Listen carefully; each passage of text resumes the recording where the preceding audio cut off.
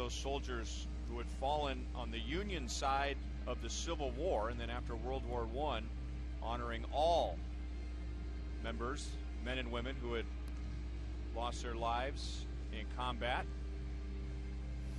The last Monday of every May, and it's also a great day to come out to the ballpark. The Royals will have a challenge today against the first-place Tigers. Here's the M&I Bank batting order. Magli Ordonez in the middle of a 10-game hitting streak. He has always hit well against the Royals, and especially here at Kauffman Stadium. The top four of that order did not play well when the Tigers were here in April, but the Tigers did take 2 out of 3. Now the Kia scouting report on Gil Mesh, who's making his 10th start. Well, Gil's looking for his first home win. After he's 0-2, 6.86 ERA. Last outing, he got into the 6th with 87 pitches. So lefties are hitting 241 against Gil, but I think today is going to be how Gil feels health-wise, get him deeper in the games, higher pitch count, and then we'll know for sure that he's ready to go. Well, he gets a lefty to start off with, and Curtis Granderson. Now, Granderson with the impressive home run and RBI totals, but batting just .240.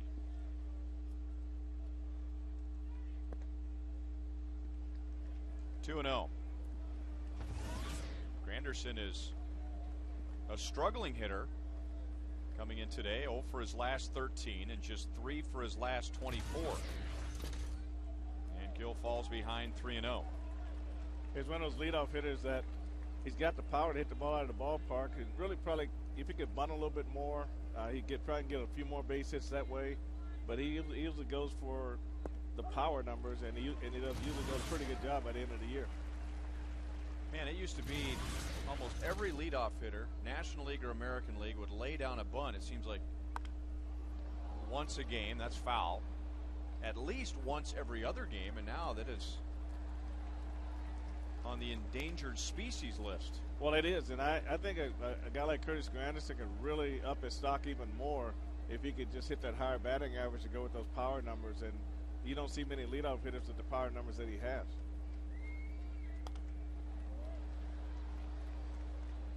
You know, even for the sake of getting the corners to come in and have some bigger holes on the left and right side, if you're a threat to bunt.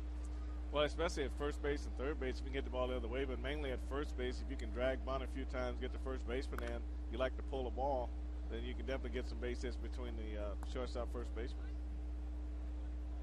Gil took a no decision on Wednesday against the Indians, gave up 2 runs in 6 innings, left after 87 pitches, and he left with the lead. The Royals were in front 4-2, but Cleveland coming from behind and winning 6-5.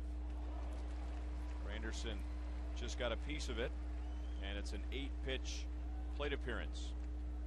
Rain earlier today, 69 degrees, a chance for rain off and on. Game started at 1:11. Time and temp brought to you by the parking spot.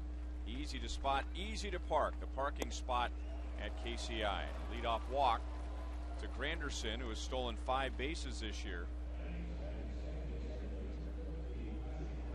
And now the defense behind Gil Mesh. De Jesus, Crisp, and Guillen on the infield. Tien, Bloomquist, second straight start at shortstop with Callaspo and Butler. And John Buck will be calling the game for Mesh.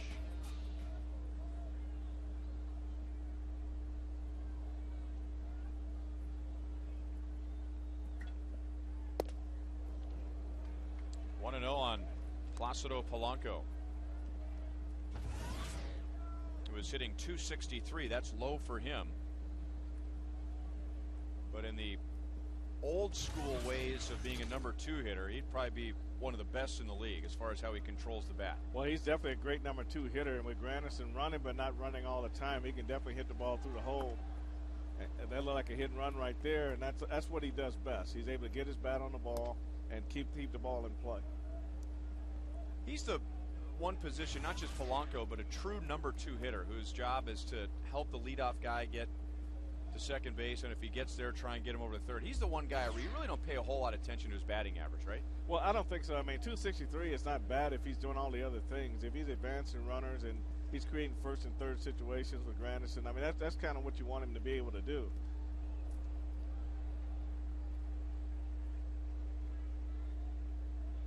Tigers don't run a lot. 24 stolen bases. That's 11th in the American League.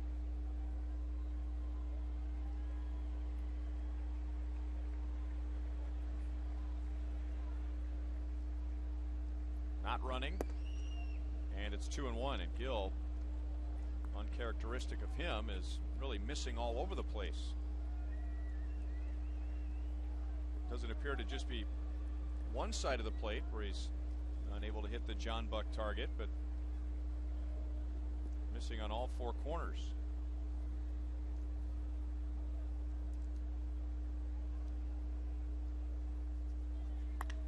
And Polanco off the glove of Tien, who tried to backhand it. And Granderson will go first to third. Polanco wants second, and he's in there.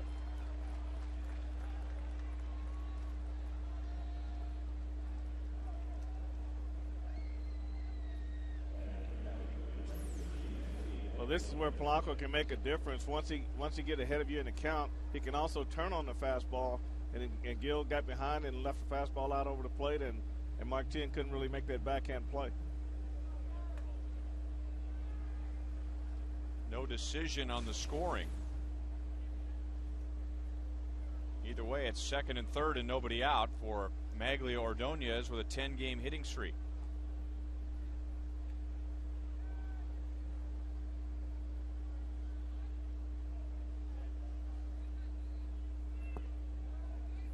Ball one low. Now they're going to call it an error on Tien. It's one of those plays where even if they rule it a hit, the ball was hit hard by Polanco, but even if it's ruled a hit, that's not going to make Mark Tien feeling any better. It's not. Usually at third base, you usually want to try to block that ball, get your body in front of that ball on the corners. Now at the infield back, Ordonez will drive in a run as Tien throws him out. 18th RBI for Ordonez, so Granderson to the plate. Polanco staying at second. 1-0 Detroit. Yeah, Mark does a good job staying back, and that was a pretty easy play right there. A big high hopper, made a nice throw to first base. But when you call third base the hot corner, you call it there for a reason, because mainly what you want to try to do is get your body in front of those balls.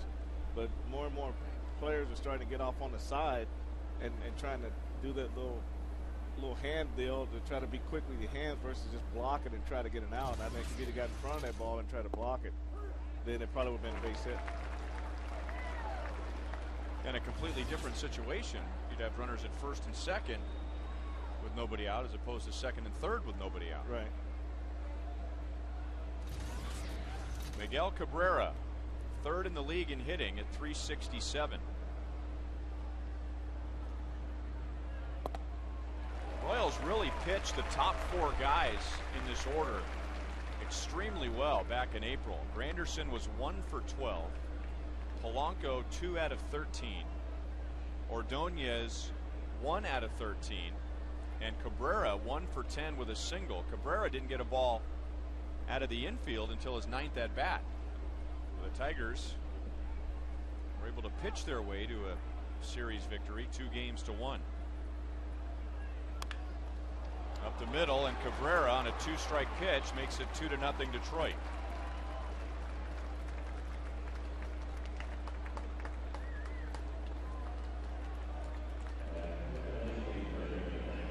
Well, the one reason that Cabrera had a tough time last week, the Royals really pounded him inside with fastballs and went away good with breaking balls, but that ball didn't really have the good snap on it away and stayed out over the plate. And we said early in the broadcast that Cabrera his bat stays in zone a long time, so you leave those lazy hanging breaking balls out over the plate, he usually hits those. So 2 runners coming home, both reached by way of a gift, a walk and an error. And now Jeff Larish. Larish batting 5th as the designated hitter. And coming into the season, it looked like Gary Sheffield was going to have that role for the Tigers. The Tigers let him go at the end of spring training, even though they owed him $14 million. It's a pretty good severance package. Well, that's nice when he walk and say, "Okay, you can go home now." I don't think he was feeling too bad about that. You can go home. Just make sure you take this dump truck full of money with you. Good pitch. 1-2 to Larish, who can play the outfield and the infield. Tigers' 5th round pick in 2005 out of Arizona State.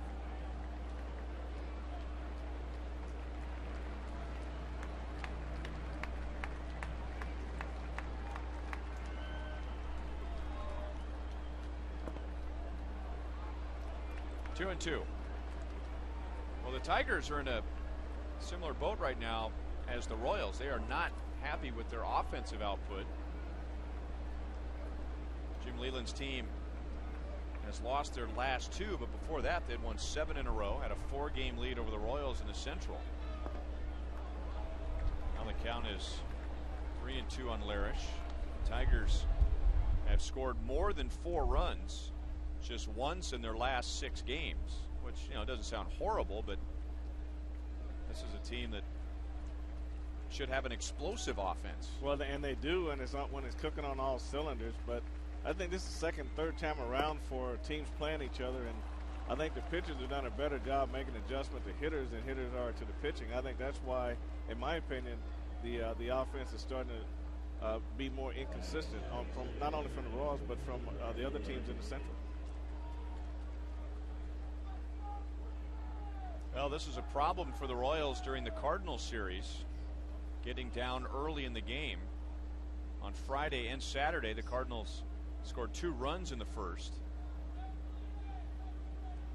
Royals were able to hold them down in the first inning yesterday and won 3-2, and now this inning is far from over.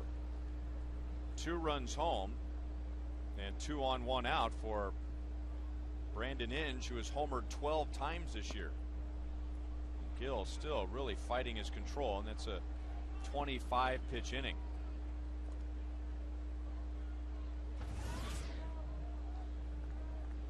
When the Tigers went to the World Series in 2006, and when a team has a surprising year, there's usually some players that are having surprising years as well, and Brandon Inge was one of those. He had 26 home runs. And that approach, perhaps, really threw him for a loop, because the year after that he hit just 236, and last year he barely got over 200.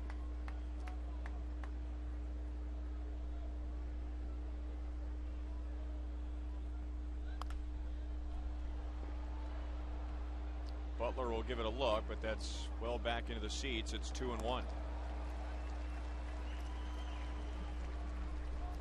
Both teams and every team in Major League Baseball today, when they're on the field, will be wearing red caps to commemorate Memorial Day.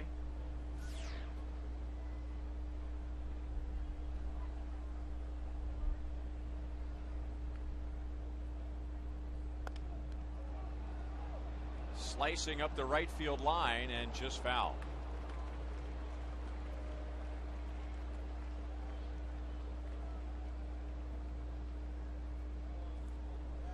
The inning began with a walk to Granderson and a 9-pitch plate appearance. Granderson fouled off 4 straight pitches, and then Polanco reached on the tee in air, which a pretty good chance. It was a hot shot, but if Tien fields that cleanly, it could have been a double play. And Ordonez with an RBI ground out. Cabrera singled home a run on an 0-2 pitch, and now Larish is walked.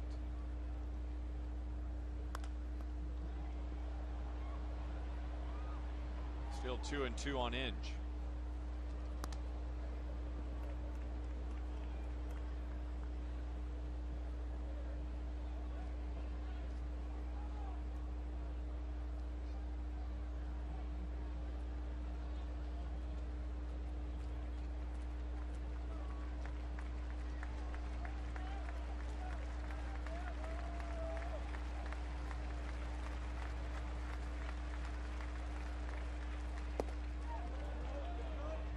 No swing. Angel Campos is the umpire at first. So another 3-ball count. That's the third 3-ball count for Mesh in the first inning, and he is already up to 30 pitches. And will the Tigers gamble here and send the runners with one away? They will not. Well, with Miguel Cabrera at second base, he probably feels if there's a strikeout, then that's an easy throw out at third. So he's probably going to leave him in scoring position and hope Brandon Ince can get a base hit.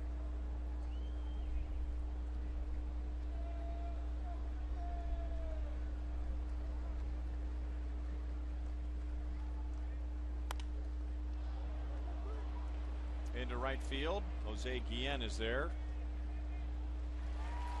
2 down in the first inning.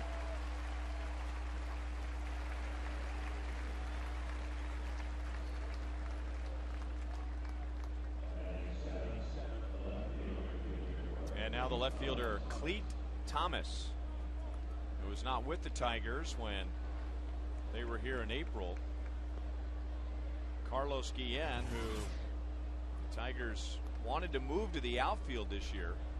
Former third baseman, then was playing some third. Last year they wanted to move him over to first, but Miguel Cabrera was having some trouble, so they moved him to first.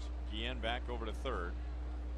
But Guillen is on the disabled list, opening up some playing time for Cleet Thomas. And this is about as wild as we've seen Gil Mesh. I don't know, maybe in a Royals uniform. Well, it looks like he's just sort of spinning off. Looks like his direct line to the target is off a little bit, like he's just spinning off. When you spin off, your arm kind of drags behind, and that's what forces the ball up. Hit hard to right, but Guillen is there, and that's the inning. Tigers get 2 in the first against Mesh.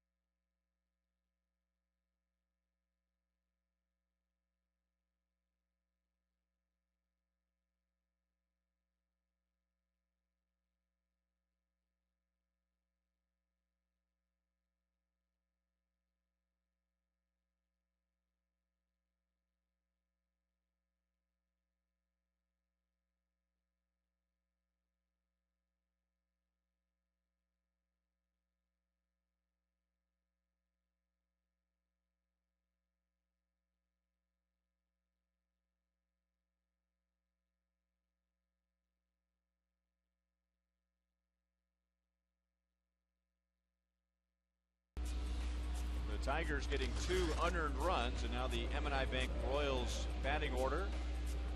Royals have the designated hitter back in the lineup, so Trey Hillman can have the hot Billy Butler in there with Mike Jacobs. John Buck catching today, and Willie Bloomquist his second straight start at shortstop with Mike Aviles on the disabled list. And Royals going up against a tough pitcher today, Justin Verlander. Here's the Kia scouting report. Well, he's bounced back this season, and he's really been really effective. I think his decisions in maybe his last 6 starts, but I tell you, the thing about him right now, Ryan, he's got his fastball back from last year, and he credits that with just improved concentration on his breaking balls, getting better command of his breaking balls, and his fastball really just came right back. I think last year he was down around 92, 94, and he can reach upwards of 99, sometimes 100. Coach is 1 for 11 in St. Louis. So his average is down to 234. He has had some success against Justin Verlander.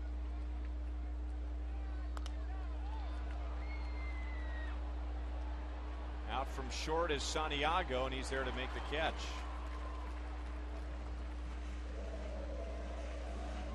So 1 away for David DeJesus. And with more on Justin Verlander, here's Joel Goldberg. Well, Ryan, how good has Justin Verlander been? Let's throw out Zach Greinke's name, because we here in Kansas City know how dominant Zach has been over their last 5 starts.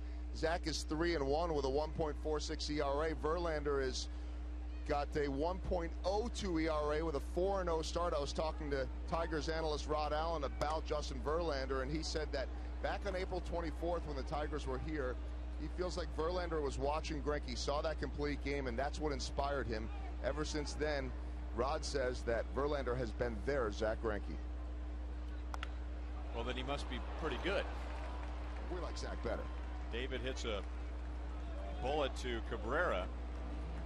So Verlander, after a long top of the first inning where Gil Mesh had to throw 34 pitches, has 2 up, 2 down.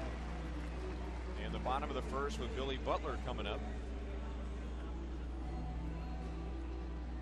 Billy 3 hits, a double, a run scored in St. Louis. Comes in today hitting .286.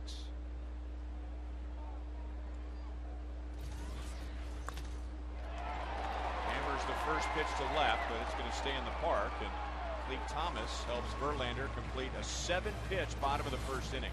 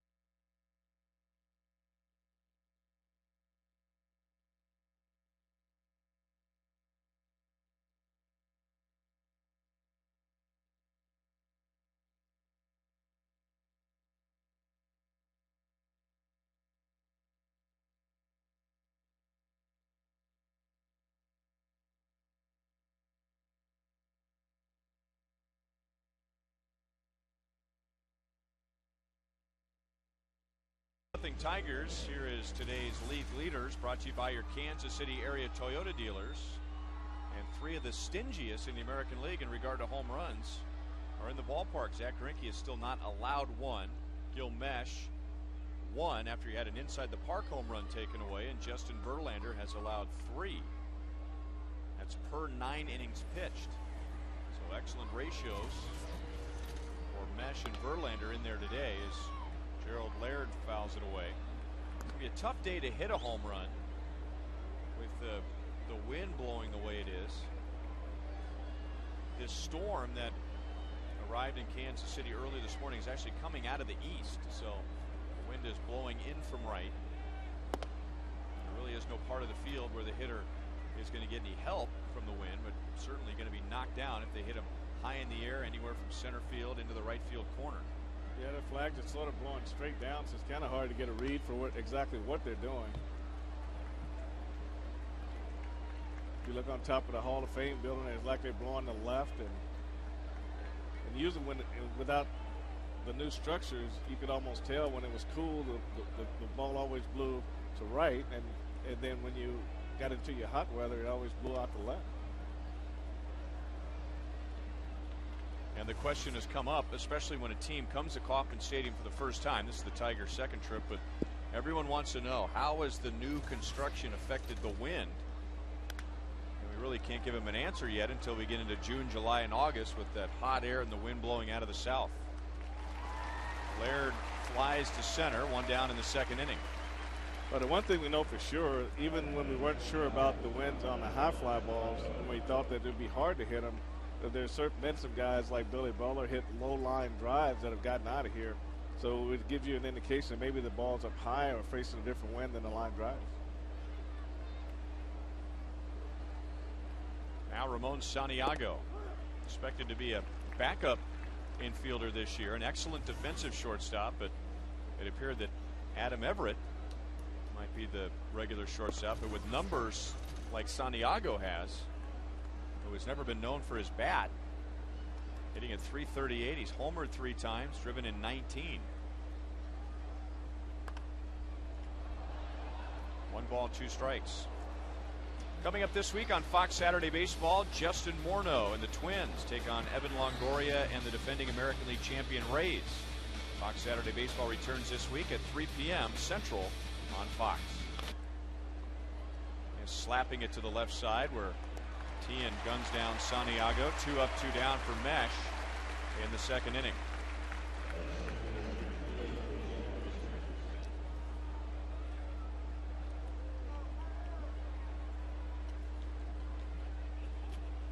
And up comes Curtis Granderson, who had a 9-pitch plate appearance to begin the game, including 4 straight foul balls. He walked.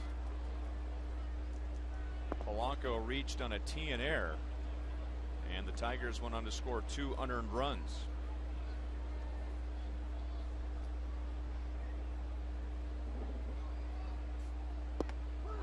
Here's the cutter over the outside. 1-1 on Granderson.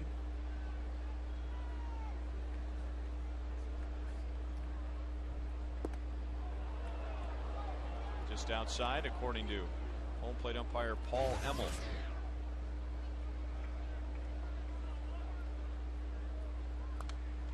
Talk about 2020 seasons. A couple of years ago, Curtis Granderson became just the 3rd player in history to have a 20-20-20-20 season. 20 home runs, 20 doubles, 20 triples, 20 stolen bases in 1 year.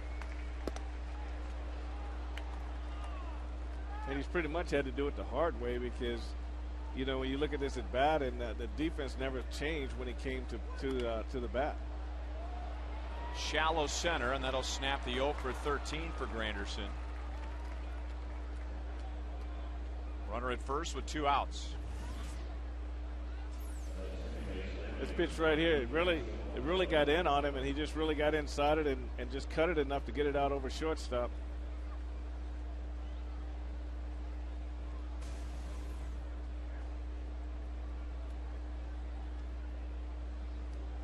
And now Polanco, who has the key at bat in the game, hit a sharp ground ball to Mark Tien at 3rd base in the 1st. Royals had a chance to turn a 5-4-3 double play, but the ball went off of Tien's glove and kept the Tigers going. And then Ordonez and Cabrera driving in runs. There goes Granderson, and John Buck lost the grip. Granderson steals his 6th.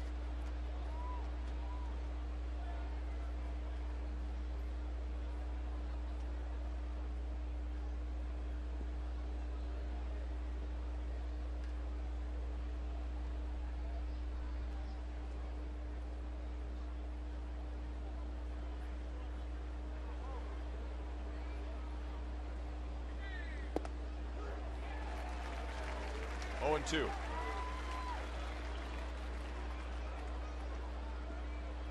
Royals and Tigers playing in front of a great crowd today on Memorial Day. Not many empty seats. $5 tickets available today and $1 concessions, as well as the national holiday. 1 ball, 2 strikes. It's really great to see the fans coming out to the ballpark. It really makes this stadium look awesome, even more awesome. Every time you look out in the outfield, it seems like it's always full out there. So it gives you the feeling that every day you got a sellout or you got 30,000 people in your stadium. Royals are 14-10 at home this year.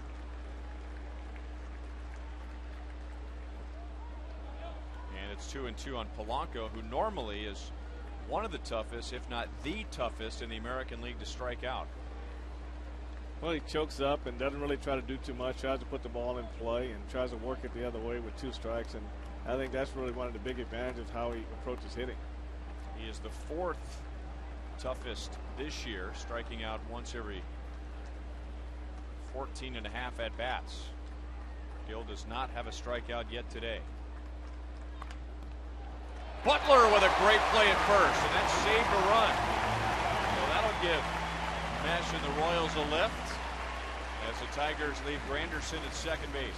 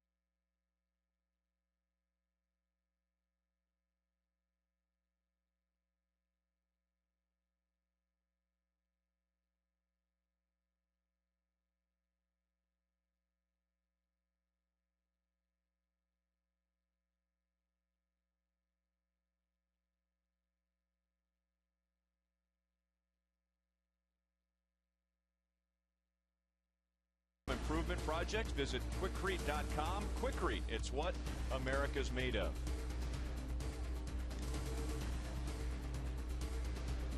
Royals down in order against Verlander in the first inning. Now Guillen, Jacobs, and Tien. Miguel Cabrera makes the play behind the bag. Justin Verlander has retired 4 batters on 9 pitches.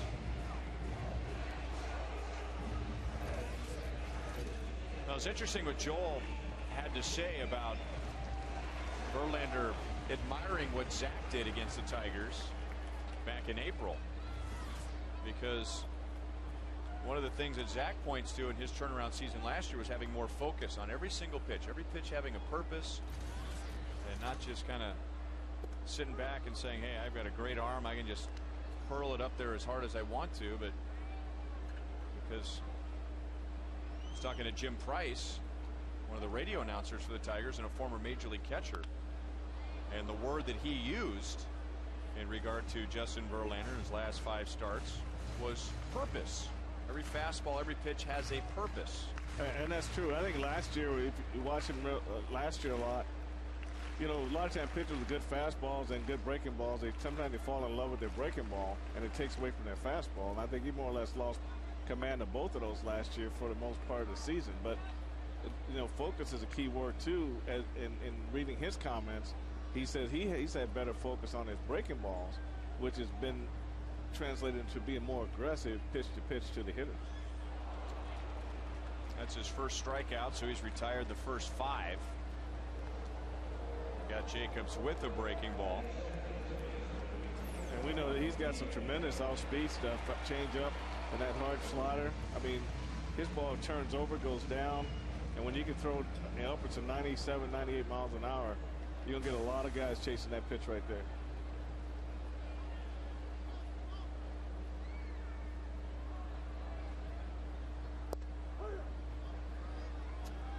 To Mark Tien, who's just 1 out of 12 in St. Louis, and now 0 for his last 8. All of a sudden he's hitting at 264.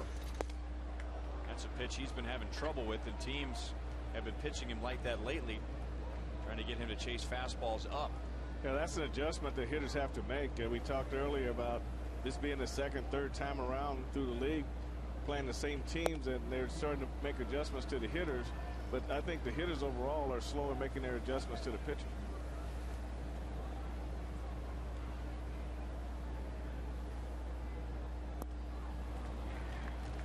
Another easy inning for Verlander. 6 up, 6 down.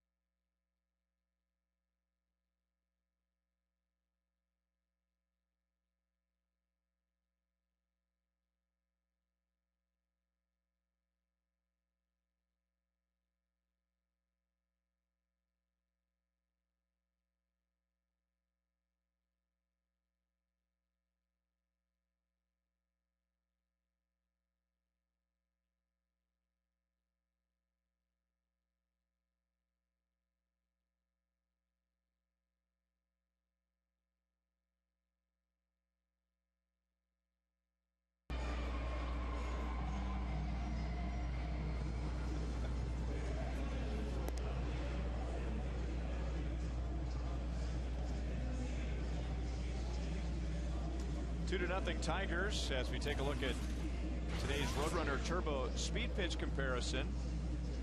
And a couple of guys who can really run it up there. Verlander at 97. That was in the strikeout of Tien. You can double your speed with Roadrunner Turbo from Time Warner Cable. It'll be Ordonez, Cabrera, and Larish here in the third. 3, 4, 5 hitters. Ordonez with a ground ball RBI in the first. Tigers getting 2 unearned runs against Mesh in the first inning and forcing Gill to throw 34 pitches. So Gill is already at 55, just beginning the third inning. Because of the back problems and then some stamina issues, Gill hasn't gone 7 innings in a start in his last 5. And he's really going to have to buckle down today in order to accomplish that. And now it's 2-1 to Ordonez.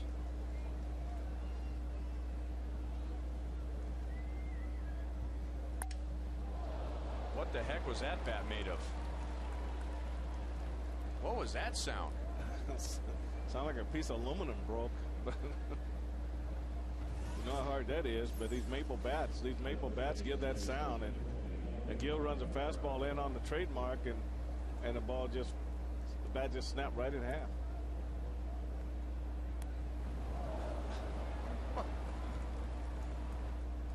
Dunk. So Ordonez extends a hitting streak to 11 games. Leadoff single. And now Cabrera, who singled home a run in the first inning on an 0-2 pitch.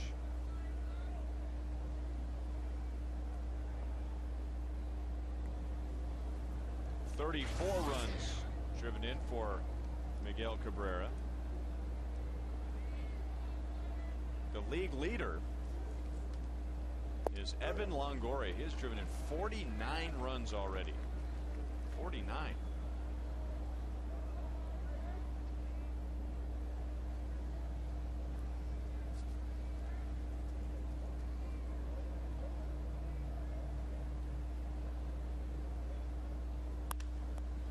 And that's hit hard into right field. That's going to chase Guillen all the way into the corner. Ordonez will be held at third. So for the second time in 3 innings, the Tigers have runners at second and third and nobody out. So in the heart of the Tigers batting order, that leads us to today's You Call It, presented by Sprint. Who do you feel is the most feared Tiger hitter? Granderson lead off with some power. Ordonez can hit for power. He won a batting title a couple years ago. Miguel Cabrera, really not a whole lot more to say about him. Or every now and then Brandon Inge will sneak up on you if you're not paying close attention. 432-432, that's the number to text, followed by keyword Royals, a space, and your selection. 0-1 to Larish. He walked in the first inning. And the Royals, facing Justin Verlander, realize that they really can't allow the Tigers to score much more than they already have, and they have the infield in halfway because Ordonez doesn't have great speed as the runner at third. Neither does Cabrera at second base.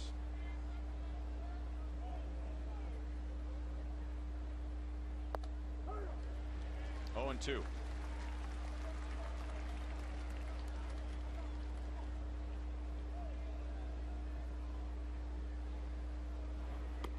Sidney Ponson with Gill at 63 pitches and nobody out in the third, starting to loosen up.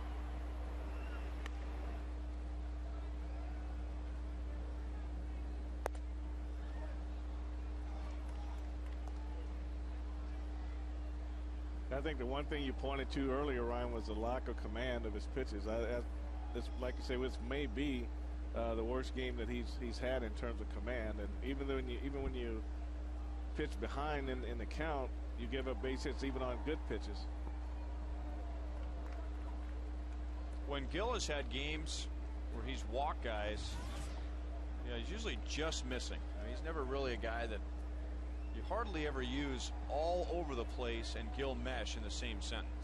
Well, he's been up and he's been down with his breaking ball, but like you say, the consistency in the strike zone, whether it be just off the plate or on the plate, just hadn't been there to this point.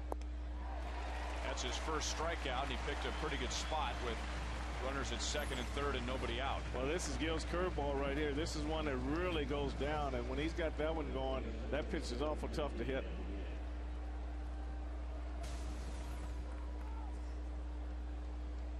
So the infield stays in halfway as Brandon Inge bats for the second time.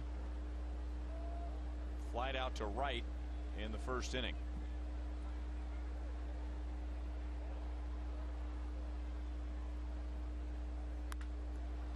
Past 10. Cabrera will be waved home, and it's 4-0 Detroit.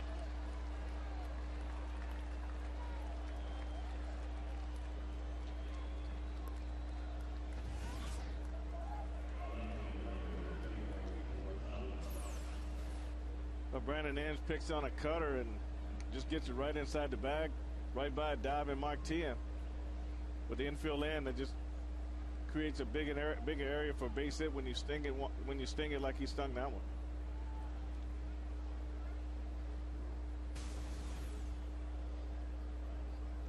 So Inge has driven in 33.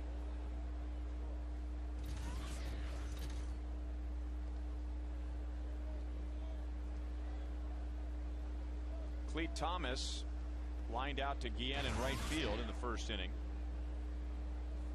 He is 0 for his last 12.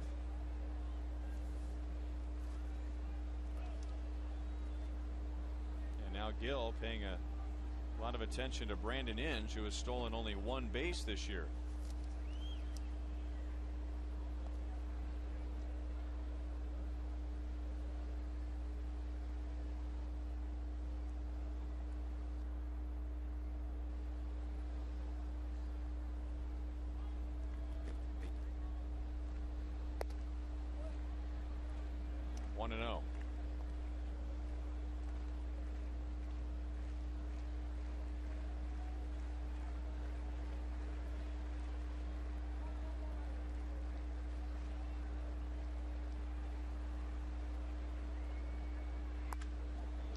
Changeup is hammered into center field, and it's not getting any better for Gil Mesh.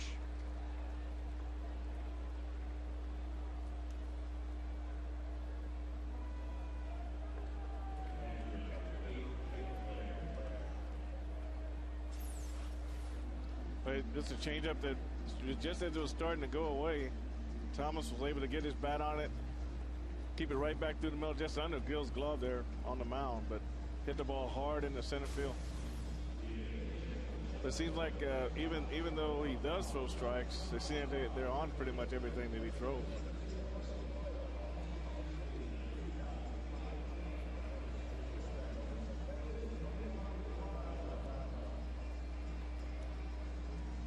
So 2 unearned runs in the first inning. But the Tigers do have 6 hits in 2 1/3. And 4 of the 5 have reached in this inning on hits. And Sidney Ponson could be a batter or so away from coming into this game.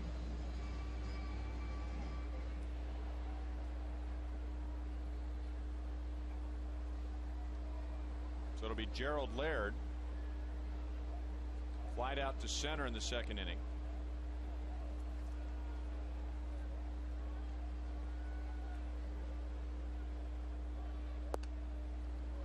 If you've been following the Royals in the last 6 or 7 years, and you get the feeling that Gerald Laird has done well against the Royals, you are absolutely right. He's a .382 hitter against KC, whether with the Rangers or the Tigers. But just watching him this year with the Tigers and last year with the Rangers, he just really tries to hit the ball where it's pitched. He doesn't try to do too much. He'll take it the other way, and occasionally, if the third baseman falls asleep, he'll even try to drag bunt.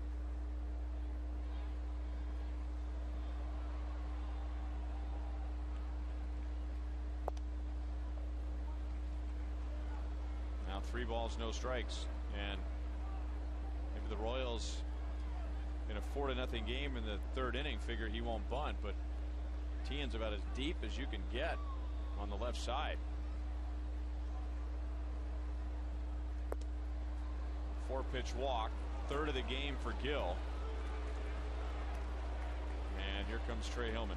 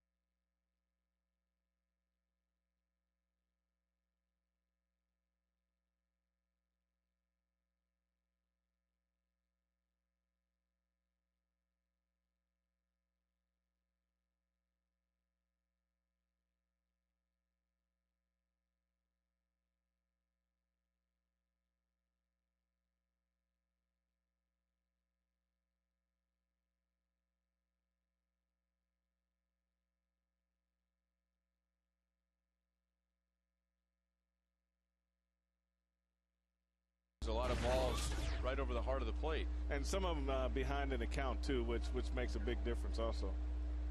So Sidney Ponson pitching in his 10th game, his 4th out of the bullpen, and he almost drilled Ramon Santiago with the bases loaded.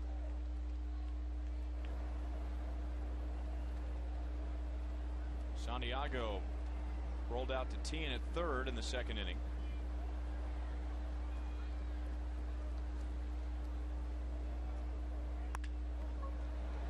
Caspo out at second. Bloomquist to first. Double play. So Ponson with a sinker gets the Royals out of the third.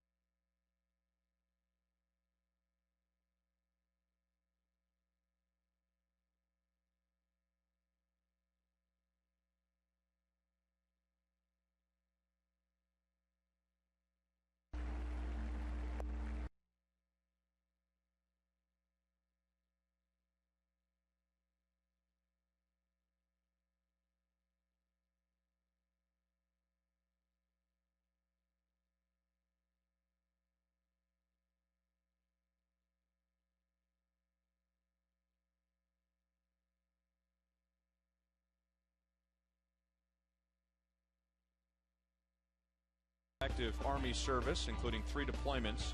You know, some guys, Frank, have a job title and doesn't really sum it up, not very specific.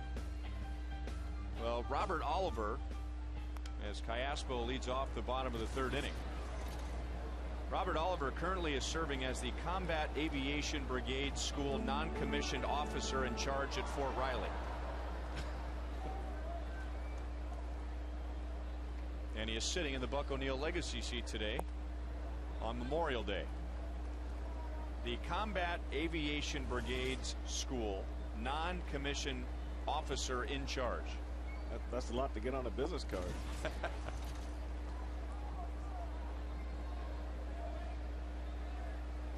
My card says announcer.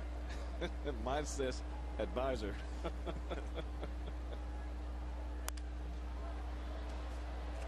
2-2 on Callaspo. Fans, don't forget to nominate others who make a difference in our community for the All-Stars Among Us promotion, sending one worthy Royals fan to St. Louis for the 2009 All-Star Game. Fans can visit royals.com/community to submit nominations. Now, Alberto Callaspo went into St. Louis on Friday with an 8-game hitting streak. And when he left, he was 0 for 12 in the Cardinal series. I talked to him before the game today and tried to get a feel for where he was most comfortable hitting, and he said rather bat in the back, 6th and 7th, because all he's thinking about back there is just hitting the ball. And you know, but when you look at his body type and his home run potential, you know, you wouldn't think number 6 would be a good spot for him either, because of the numbers just don't predict him, you know, because of home runs, RBI, that type of thing. So he's more conducive to a 2-hitter or 8th or 9th hitter versus the number 6 or 7th hitter. You know, and he moved to number 2. I thought that was a great move. I mean, he seems like he could be the type of number 2 that Placido Polanco is. He's tough to strike out. He handles the bat well. Well, I think it's more the thought process that goes into it. In the back, you just swing the bat. You look for ball and try to do what the situation on the field dictates. But number 2, you got to have another relationship with the guy running. Verlander's retired the first 7 today.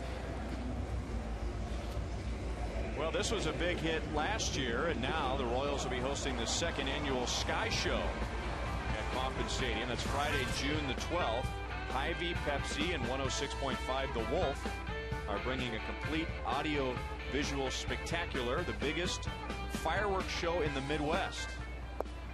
So last year it was billed as the biggest fireworks show in Kansas City, now the biggest in the Midwest. Again, that's Friday, June the 12th.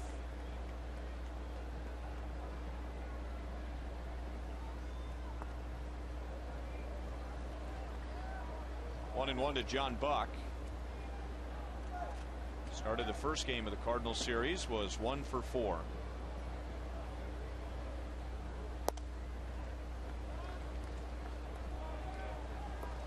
Verlander's curveball is really dropping off the table today. I mean, it's got some good snap and got some good down to it. And he follows that with a 96-mile-an-hour fastball. Buck had a good swing at that fastball at 97. First round pick of the Tigers in 2004 out of Old Dominion. He had the arm, but didn't necessarily have the control, and the Tigers just banked on the fact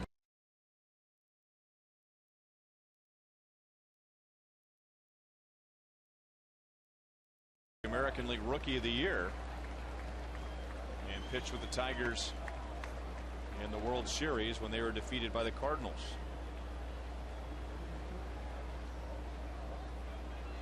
That last fastball to Buck was 98. So was that one. 3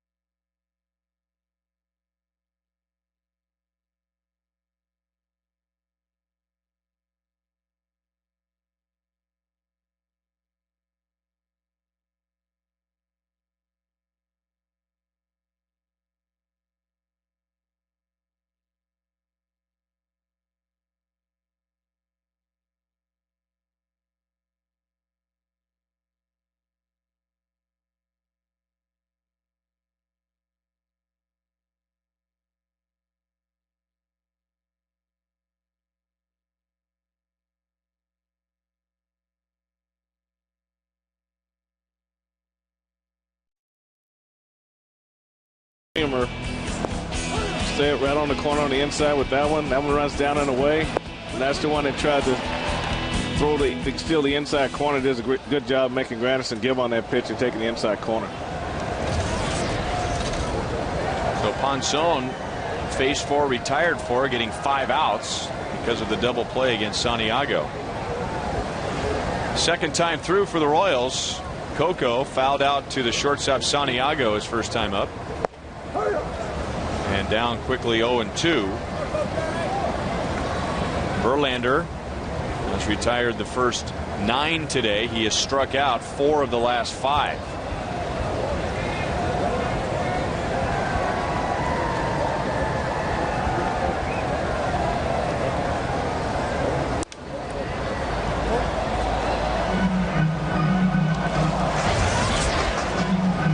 Now, one of the things that I talked to Coco about before the game was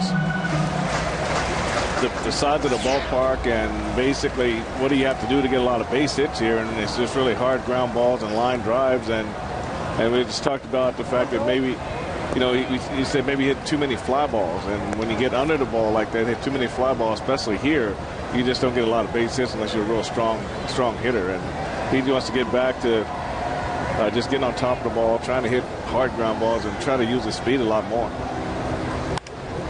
Here's the Royals' first hit and first base runner.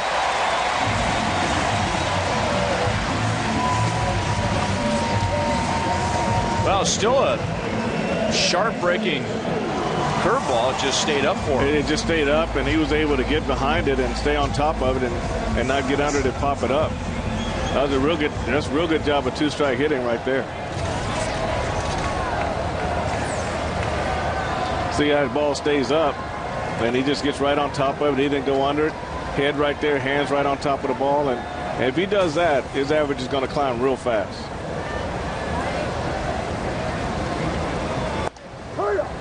Now, De Jesus is 0 for 1, but he had the best swing for the Royals first time through. Hit a bullet to the first baseman Cabrera, who's talking to Coco over at first base.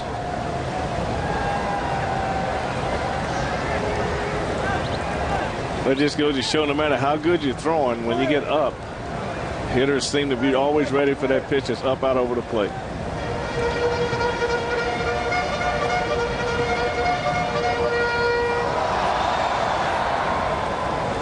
That guy's got a little collection of dead beach balls over there. You made a plea a few homestands ago about don't get into the beach ball thing here in Kansas City, but not us. The fans didn't listen too well. Not us.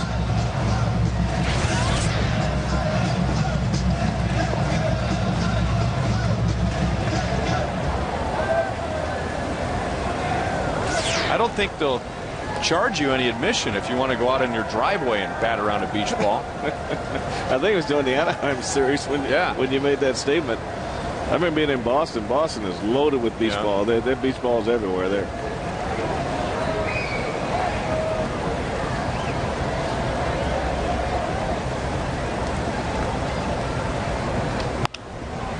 To Cabrera. Santiago back to Cabrera. That is not an easy play for a right-hand throwing first baseman, but Cabrera made it look easy. You know, the toughest thing right there is trying to decide whether you should go for 2 or attack the base first and then throw down the shortstop. But he had no hesitation, knew exactly what he wanted to do with this play. He did an inside turn, did a 360 turn so he could get on top to get a good overhand throw to Santiago, and then he was able to get back and cover the bag at the same time.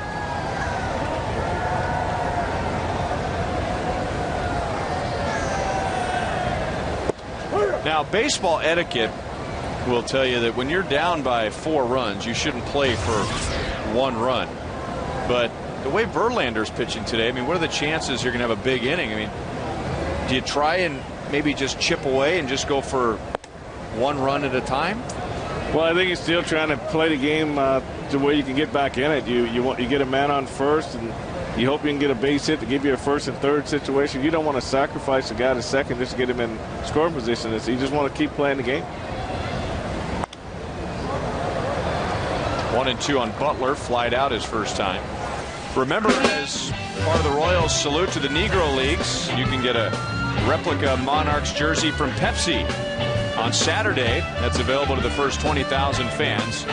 Gates are opening early for the 6:10 game, 3 o'clock. So come on out, check out New Kauffman Stadium, and get you a new Monarchs jersey. 2-2 on Billy.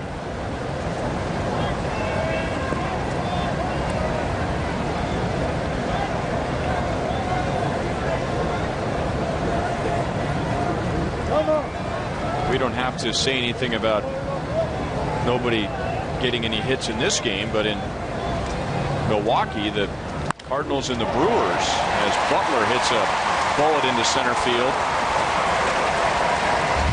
So 1 on, 2 out. 5 hitless innings. Cardinals and the Brewers with Giovanni Gallardo pitching for Milwaukee. Chris Carpenter for St. Louis. Carpenter still hasn't given up a hit, but Brendan Ryan has just singled for St. Louis.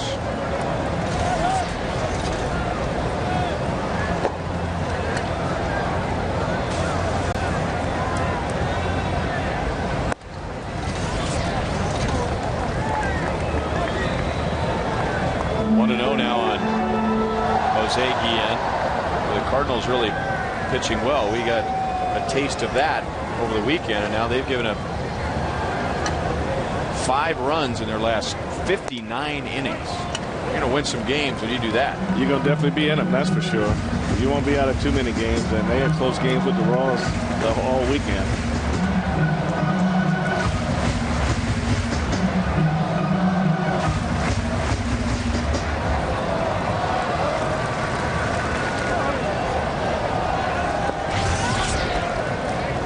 Jose Guillen popped out to first in the 2nd inning.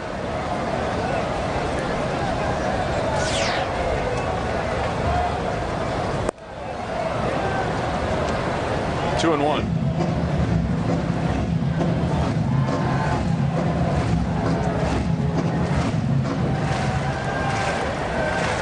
So 3 perfect innings for Verlander, and he's given up 2 hits here in the 4th, but David DeJesus in between the 2 hits, grounding into a double play. And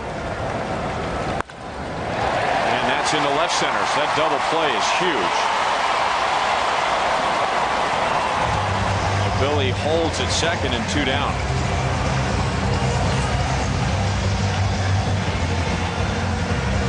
And now Rick Knapp, Tiger pitching coach, out to the mound. Well, Jose does a great job here. I really like when they throw those sinkers that run down and into his swing, because he can really get inside the ball. And this is 95 miles an hour, and he just gets it out of there in a hurry.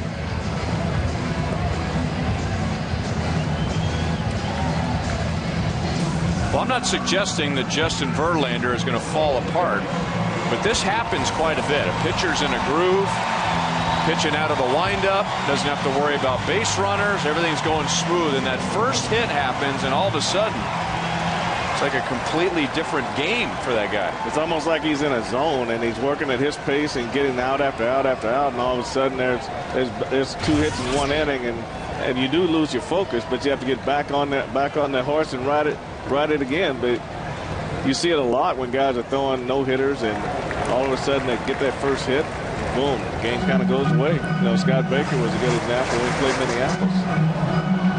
Now the Royals scored 5 runs before he even got an out, giving up his first hit. Jacobs struck out swinging in the 2nd inning.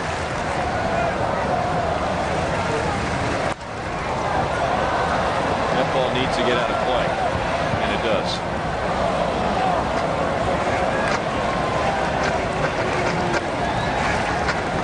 Jacobs with a big RBI for the Royals yesterday. Pinch hit in the 7th inning. Royals had a 2-0 lead, and the Cardinals getting 2 in the bottom of the 6th. Well, you look at the shift they put on Mike Jacobs, and they basically, when you make a shift like this, you want to try to make the hitter hit into the shift. A lot of times they pitch away, hoping that he'll roll over and hit the ball into the shift, but sometimes they get a little bit smarter and go the other way. 1-2 now on Jacobs.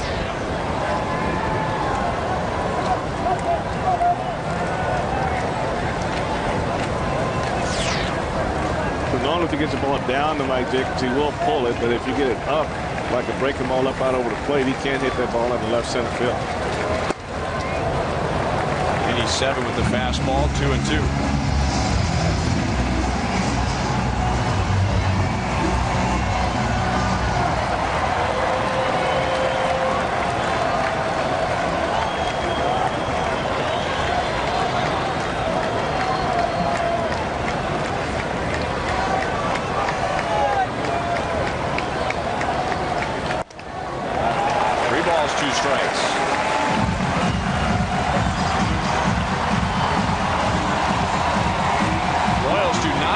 Speed on the bases, but Butler at second, Guillen at first will get an early break.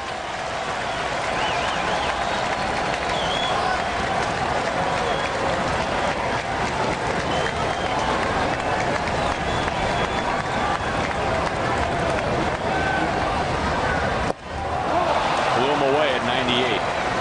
The big play in the inning, however, was the double play Verlander got from DeJesus.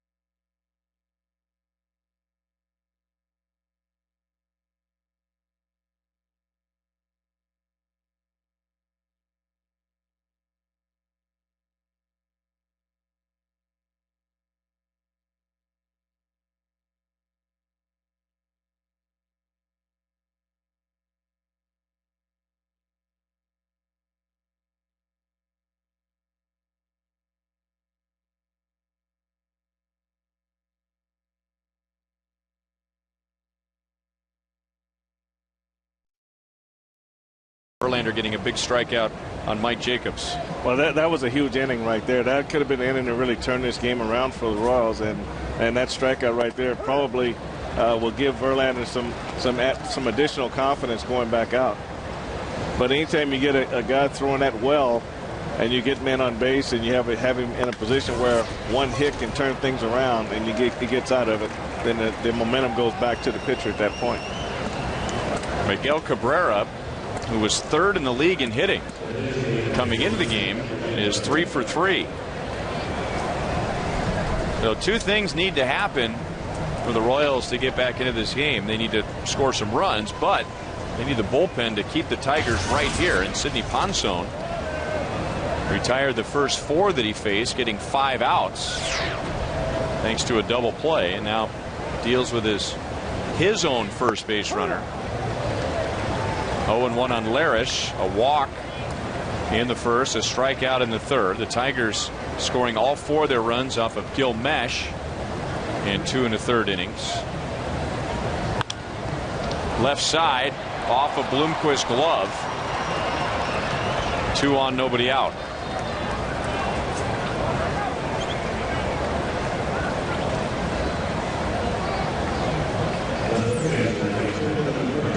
Larish does a good job staying with that sinker and taking it the other way. Willie does a great job going over trying to knock it down, but it goes right off the finger of his glove. And the only play he would have had once you dive for a ball with a shortstop, you have to get up and maybe have a play at second base, or probably no play at all. If Cabrera had gone for third, he would have been out by a mile. Look at it that way. Okay.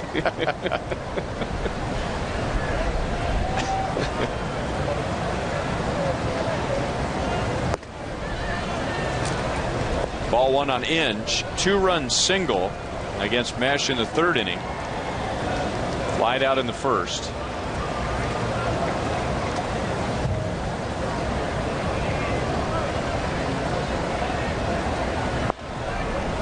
When the Tigers went to the World Series in '06, Brandon Inge hit 9th. Craig Monroe hit 8th. And those two hit 53 home runs. There's a difference between the American League and the National League.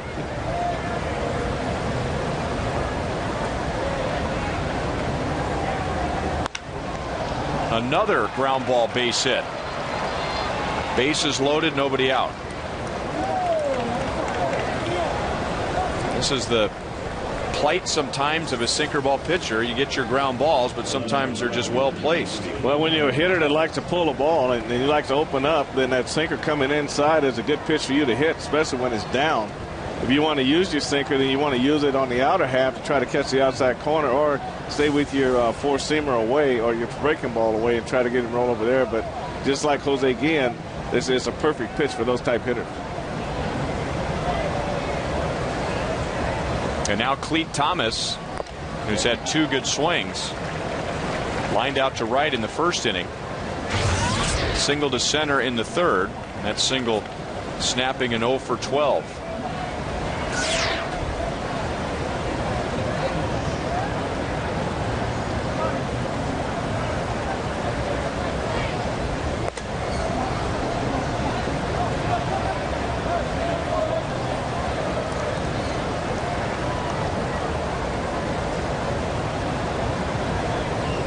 Ponson losing his spot in the rotation when Joaquim Soria went on the DL. He was replaced by Luke Hochevar, and Ponson moving to the pen.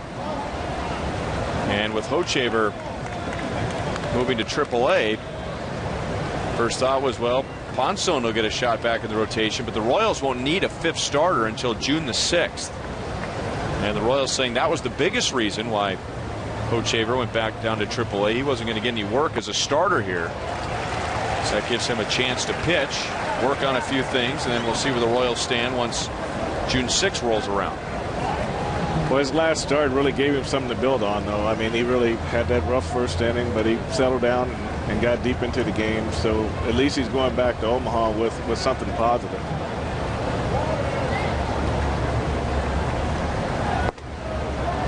Tried that late-breaking 2-seamer, and it stayed inside, and now 3-2 on Thomas.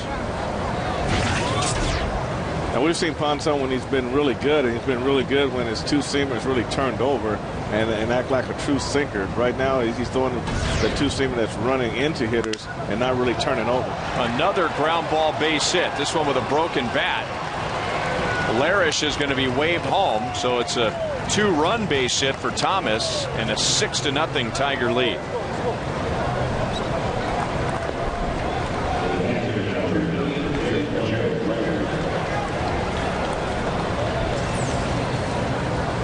This is another 2-seamer. See how the ball just runs across right in the hitting zone, but it doesn't turn over.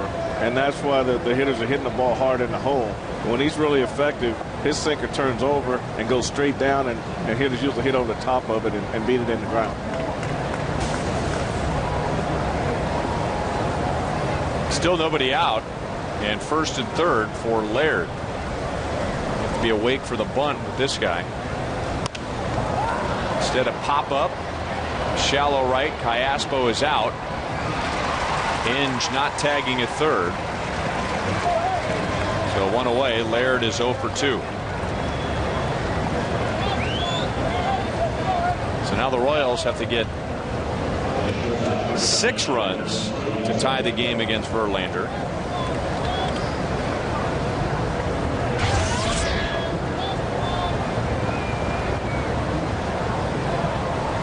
Now Santiago, 2 ground ball outs. Hit into a double play in the third inning against Ponson.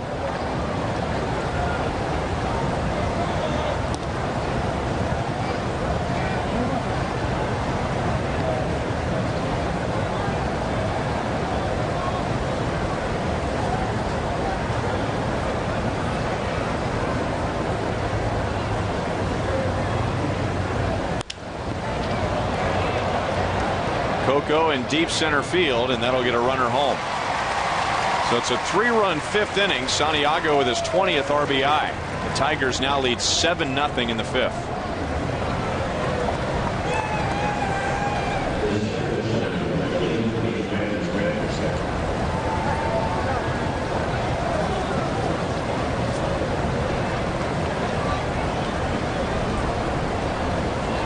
So 2 in the first. Those were unearned runs. 2 more in the 3rd, 3 in the 5th inning.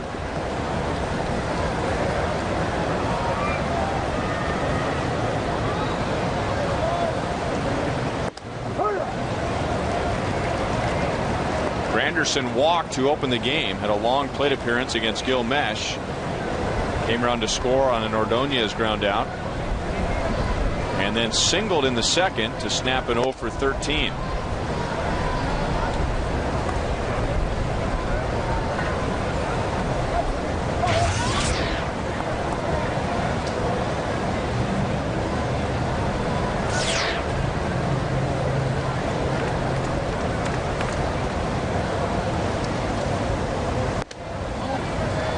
Two and one.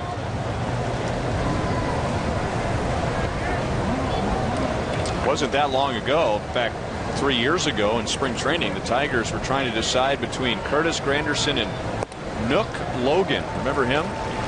Good speed, real good speed. Wow. Lightning speed, switch hitter.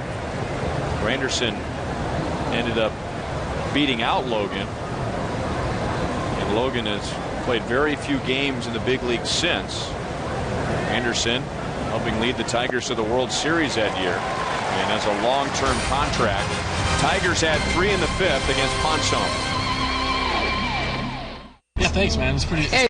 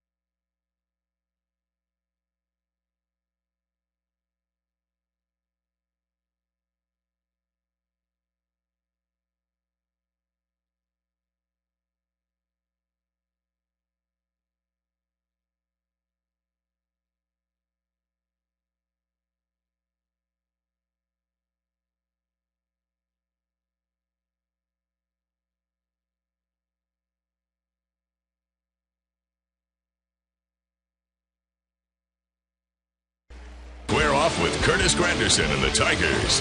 Royals, Tigers in high definition. Tomorrow night starting at 6:30 on Fox Sports Kansas City. Bottom of the 5th. Now it's 7-0 Detroit. Here's the James B. Nutter pitch count on Justin Verlander, right at 60. Good strike to ball ratio. No walks. He began the game with 3 perfect innings and 4 strikeouts, but the Royals came up with 3 hits against him in the 4th inning, all singles. He was able to get a double play from David DeJesus, and then with 2 on and 2 out in the 4th, able to strike out Mike Jacobs. Tian struck out on a fastball in the 2nd inning.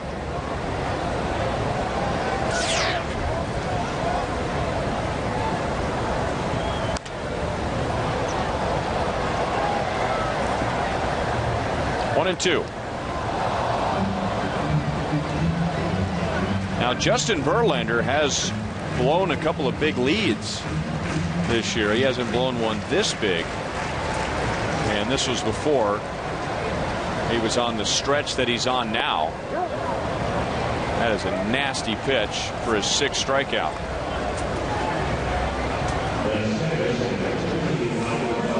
Verlander earlier this year blew a 5-run lead and then a 3-run lead. Yeah, this is that curveball we talked about, Ryan. That thing that just jumped right off the table, and Mark didn't know whether to swing or get out of the way of that one. It went down so hard.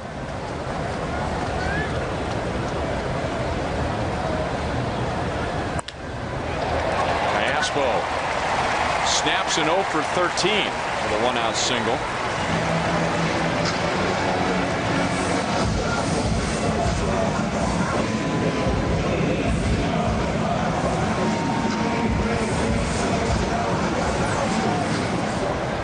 Again, this is a ball up. The ball's up that Verlander's left up in the zone. Other than that 98-mile-an-hour fastball, the Royals have been able to get the bat on and get base hits on.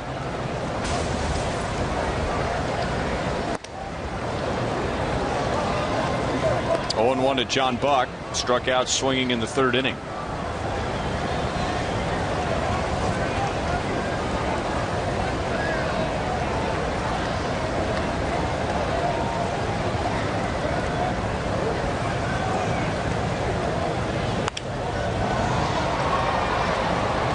Ordonez in right field. So Caspo at first with 2 down, and let's find Joe Goldberg. Well, we're in the stands. It is Memorial Day, and we're joined by Generald Wilson, Petty Officer First Class, and also an unbelievable voice. He sang the national anthem, guys, and he's going to sing God Bless America in just a little bit. It's good to hear it, and your rendition is incredible. First off, Memorial Day, how good to be here and celebrating. And great, it's awesome. I was just honored and just to be able to come out here, called by Casey with the Royals organization each year, so it's a blessing to be able to be. It is. I mean, we see a lot of servicemen and servicewomen that are here today. Saw some on the field, and it certainly gives a reason for reflection on this day. What do you think about as someone that has served your country and those that have sacrificed? Well, it's like I said before, it's a great honor to be able to uniform, don it every day with the United States Navy.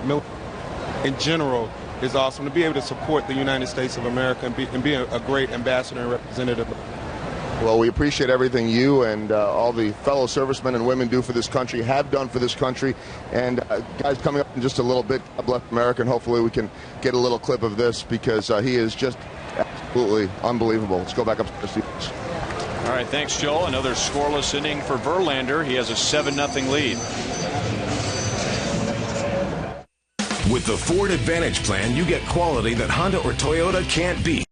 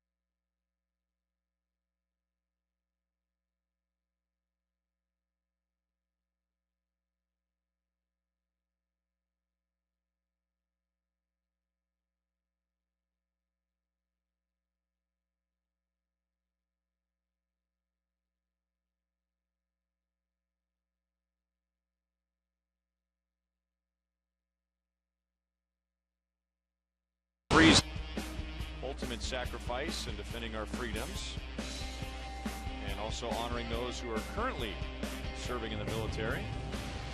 Coors Light Freeze Can brought to you by Frost Brewed Coors Light, the world's most refreshing beer. 1 pitch, 1 out for Ponson in the 6th inning. Polanco 0 for 4. And up comes Maglio Ordonez. Immediately after the game, it's Boulevard Royals Live with Joel Goldberg and Jamie Quirk from Rival Sports Bar out in right field. There's Patrick. Get everything ready out there. Brought to you by Boulevard Brewing Company, Kansas City's beer.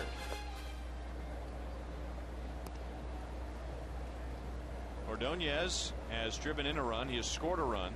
He has extended his hitting streak to 11 games. Yeah, take a little closer look at the numbers, however, because Ordonez comes to town with a 10-game hitting streak, and if you've been following the Royals since Ordonez has been in the big leagues, it's like, yeah, well, what else is new? But he is only hitting .268, and he has 8 extra base hits. That's it. And his RBI only his 18th this year. Well, that's really down. You're so used to seeing him drive the ball in the right center field on a regular basis, and really having the power to even hit it out of the ballpark.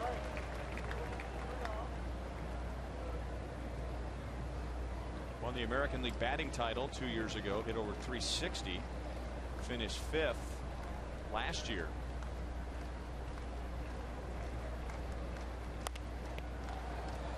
Behind the Ponson fastball.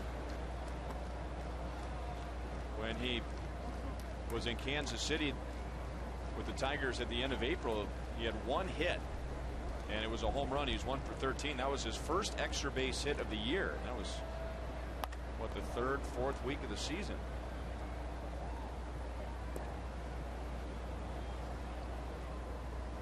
Miguel Cabrera, maybe it has something to do with him going 3 for 3 today, has surged ahead of Magli Ordonez, as we asked you who the most feared Tiger hitter is in the sprint, you call it.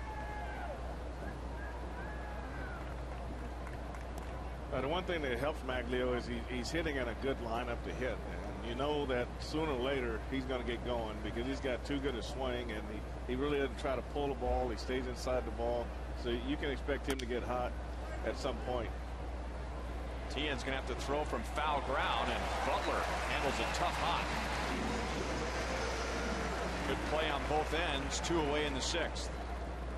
Well, that's a real tough play for both guys. Mark does a good job coming in to make this play.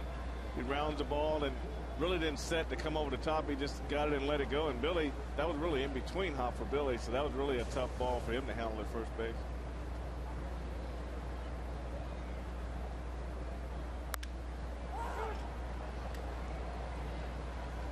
Bloomquist to the outfield grass, and just the 2nd time that the Tigers have gone down in order today.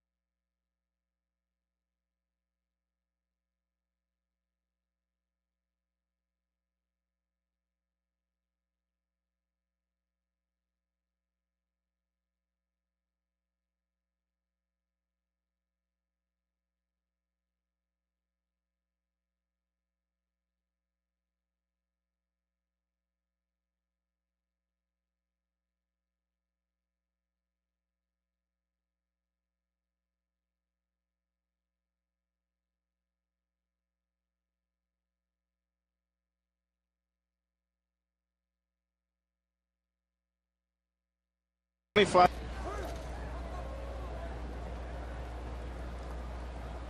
Royals with 4 singles in the first 5 innings against Justin Verlander. He has struck out 7. Coco with the first Royals hit, leading off the 4th. Down in the count, no balls, 2 strikes. So Verlander with 7 strikeouts today has struck out 59 in his last 39 innings. 59 in 39. 1-2.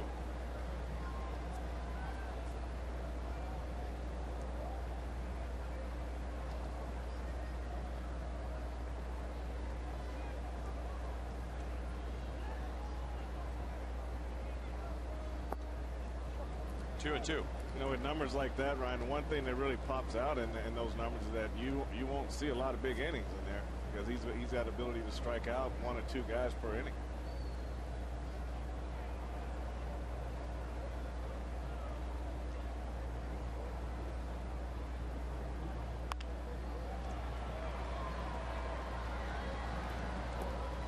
Go 1 for 3, 1 down in the bottom of the 6th inning.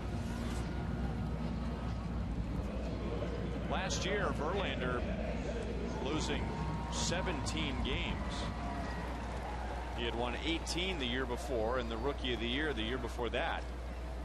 And I would imagine that every guy like Verlander, who I'm sure since Little League could just reach back when he wanted to and just make it almost impossible for the opponent to make contact, let alone get a hit. And then you get to a level when, like this one, where there is more information than anywhere else in the world, and they begin to hit you, and now reaching back and letting it fly isn't quite enough.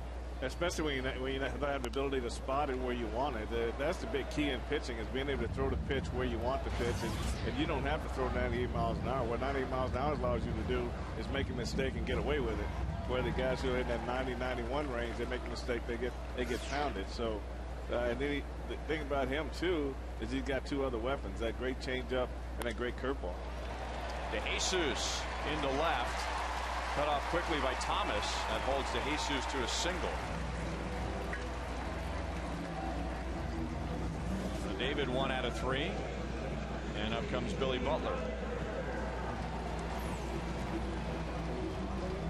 This is that fastball that ran away, and we've seen David do this so many times. When he stays on the ball, he really can get a lot of base hits the other way. And when he gets the ball where he can pull, that's when he gets his ground balls a lot of times. That's when he gets himself in trouble, when he rolls over on that pitch. But when he stays behind it, he seems like he can hit line drives to left field, left center field anytime he wants. Ball 1 to Billy.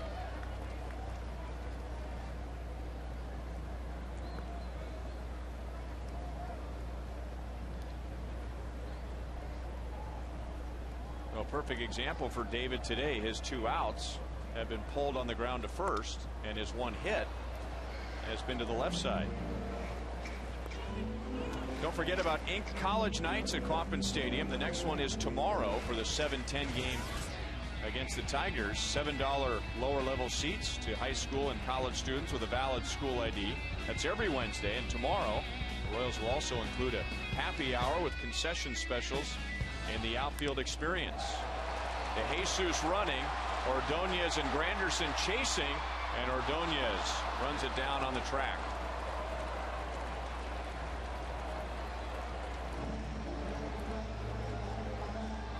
So 2 down in the 6th inning. Well, Billy's really had good swings today, and he really stays on this fastball, and David runs. He takes a quick look in, which kind of indicates it might have been a hit and run situation right there. And Billy's so frustrated because the one thing Billy's doing today is he's really taking some good swings. A good swing there by Guillen. Singled in the 4th. Popped out to first in the 2nd.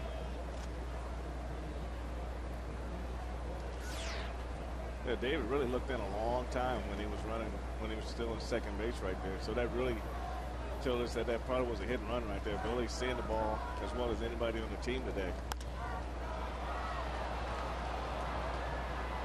Ordonez again in right field. Easier play this time. Royals down in the 6th, and 6 shutout for Verlander.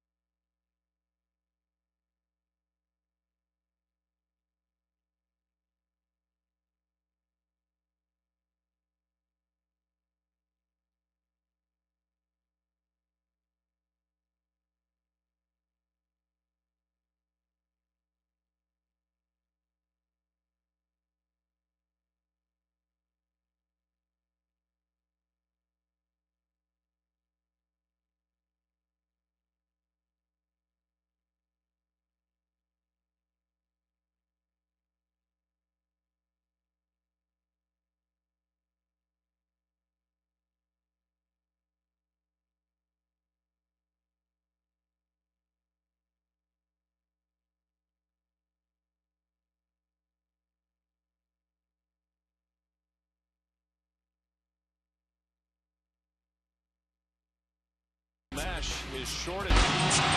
Here's the Memorial Day game summary. Gil Mesh, his shortest outing as a Royal, 2 1/3.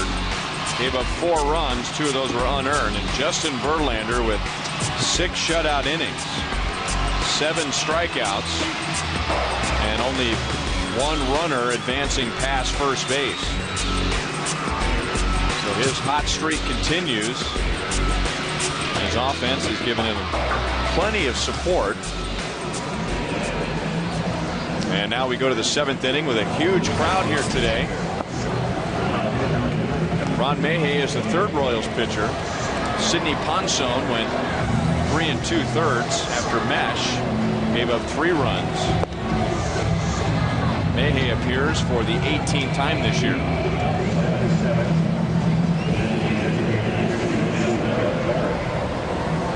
Now Luis Hernandez is in at shortstop.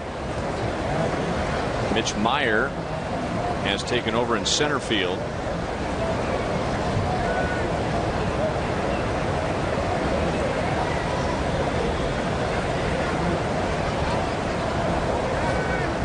And Mayhew will get left-hand hitting Jeff Larish. With Hernandez coming into the game, Willie Bloomquist, who started at short, moves over to 3rd. So Hernandez taking over for Tien, and Meyer for Crisp.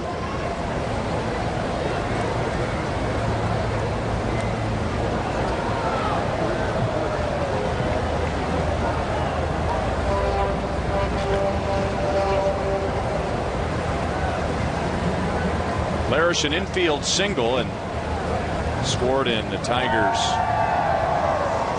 3-run 5th. He has also struck out and walked.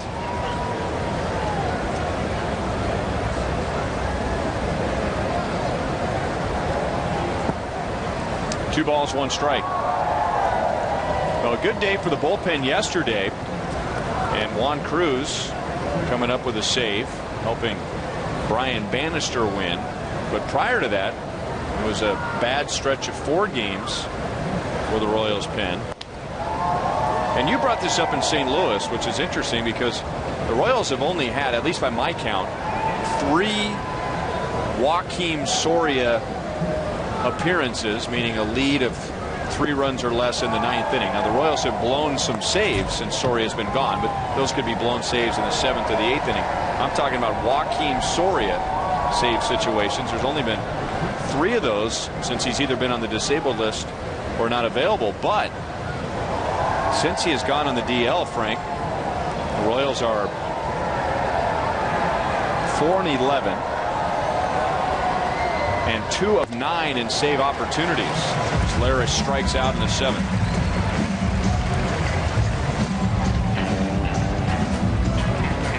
I want to remind you that Faith and Family Day returns to Kauffman Stadium on Sunday, June the 14th.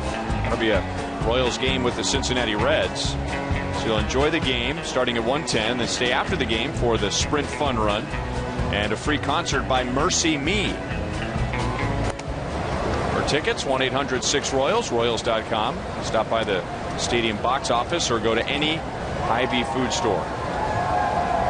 And what you had pointed out in St. Louis, that it doesn't matter that the Royals have had many saved situations in the 9th inning. It's just everyone else pitching in different roles. They're pitching in different roles, and they're having to put fires out in different innings. You know, sometimes they're putting the fires out in the 6th inning, the 7th inning, and the 8th inning.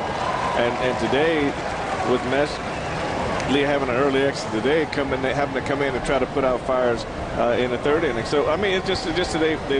It's not a closing situation, but yet there are situations where you know your team's not scoring runs, and you got to get out and you got to keep the other team from scoring. Jesus got a late break on that fly ball from Inge.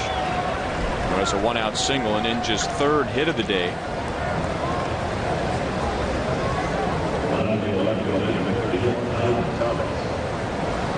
Game 2 features Zach Greinke, and that's tomorrow at 7:10 with the Tigers. And Edwin Jackson has had a very good year for Detroit, coming over to trade from Tampa Bay in the offseason. So coverage beginning at 6:30, first pitch at 7:10. Brought to you in HD by Time Warner Cable, where HD is free with digital cable.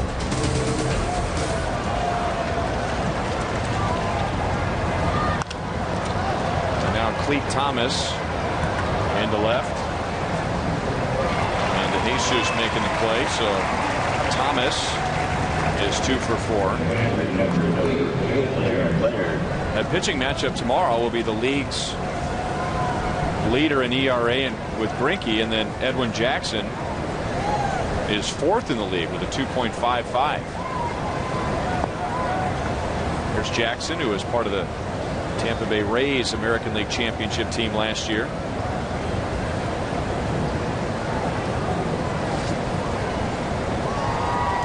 Here's Gerald Laird, 0 for 2 with a walk. Kind of reminds me that the sorry thing we're talking about here is when Jose Guillen went on the disabled list. And you take that one part out of the lineup, and now you got guys batting 4th that shouldn't be batting 4th and hitting 3rd who shouldn't be hitting 3rd. I mean, that one guy affected a lot of others. And a lot of those guys who... Jesus back, and Gerald Laird hits his 2nd home run of the year. 9-0 Tigers.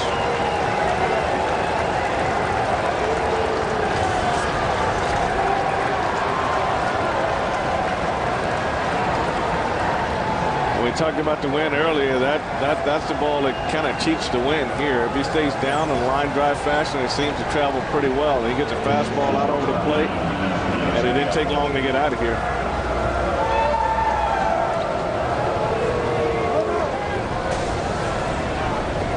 We get back to what we were talking about. What happens is everybody's comfortable in their spot, and everybody knows where they're going to be every day. One guy goes out, all of a sudden you have to make these changes, and yet some players don't feel comfortable. Here you bounce guys here and there. It's not really the manager, it's really the comfort of the player. The player's the one that are saying, either by words or by how they're performing, whether or not they can produce in the changes in the lineup. And you go back to the bullpen.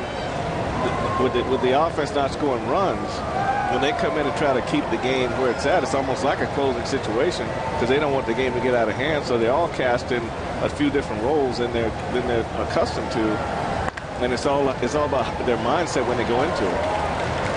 Ramon Santiago.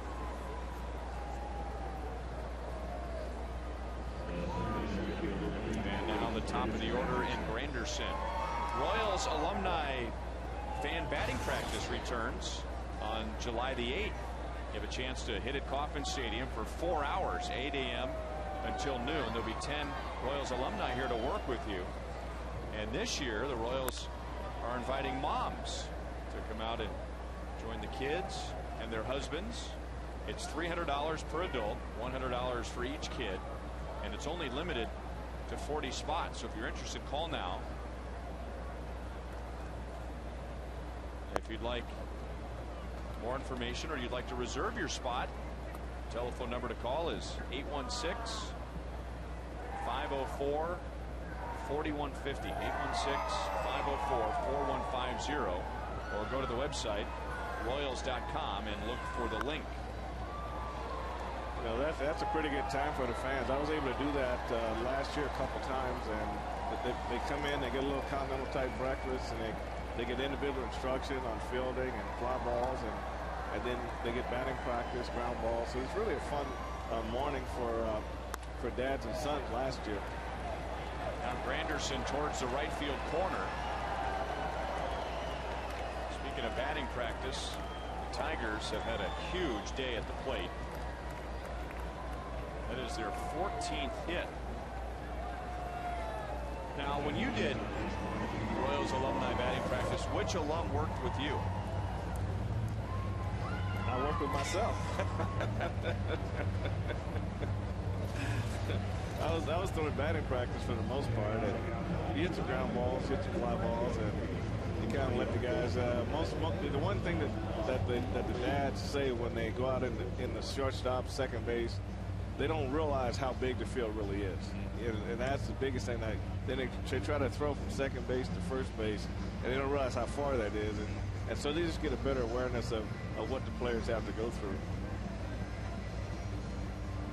I want to remind you, today's copyrighted telecast is presented by the authority of the Kansas City Royals. It may not be reproduced or retransmitted in any form, and the accounts and descriptions of this game may not be disseminated without the express written consent of the Kansas City Royals Baseball Corporation.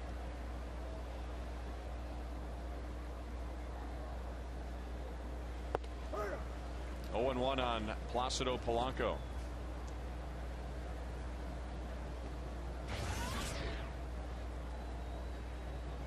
Polanco 0 for 4, but when he reached on an error in the first inning, that got the Tigers going.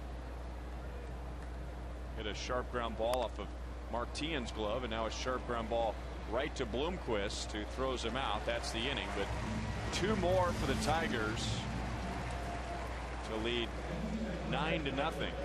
Memorial Day. It's the middle of the 7th, and before the 7th inning stretch,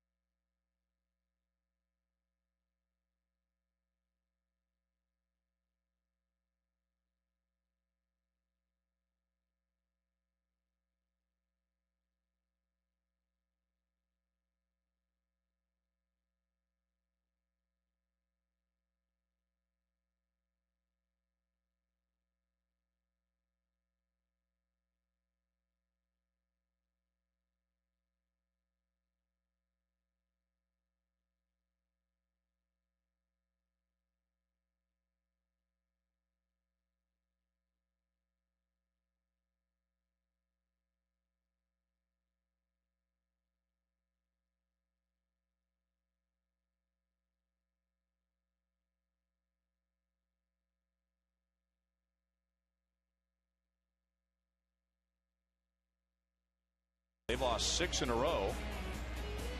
Yankees leading the Rangers. Boston in front of Minnesota. Seattle and Oakland no score top of the first. And in the later games,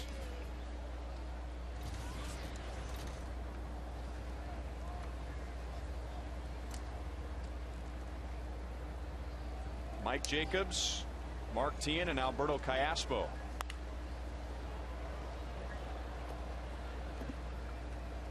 Jacobs is 0 for 3 with that ground ball to Cabrera. So 6 and a third scoreless for Justin Verlander.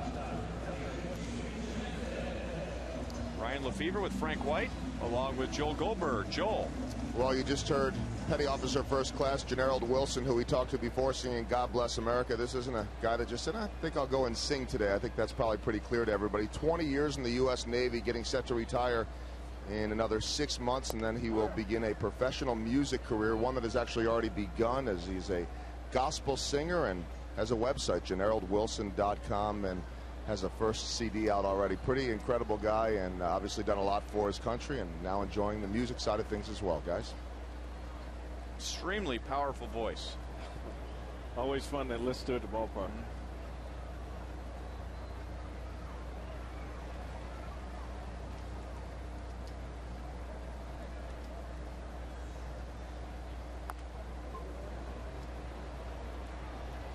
Verlander to the bag in front of Hernandez, who's batting for the first time. 2 down in the bottom of the 7th inning.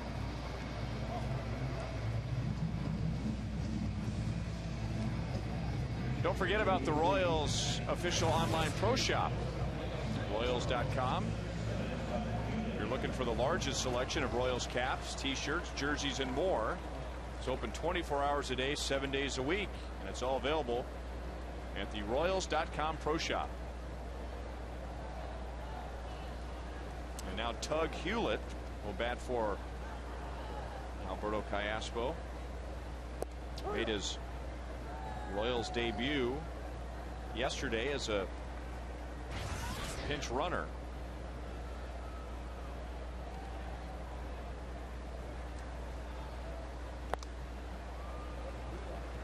Hewlett can play second base, third base, shortstop. Royals saw him last year in a Mariners uniform. Got his first major league hit against the Royals. Got it against Gil Mesh on July the 12th.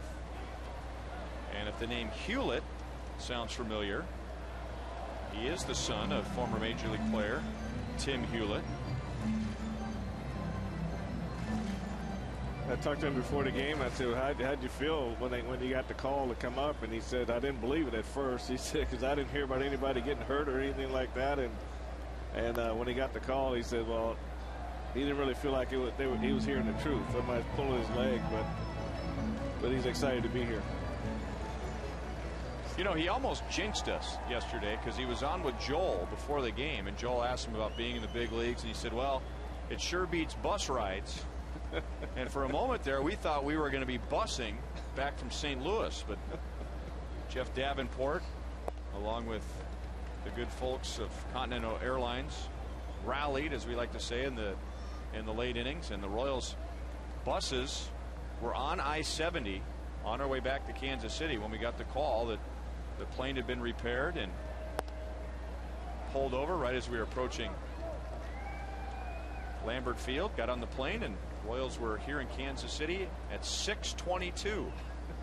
Not the entire traveling party. Did some panic?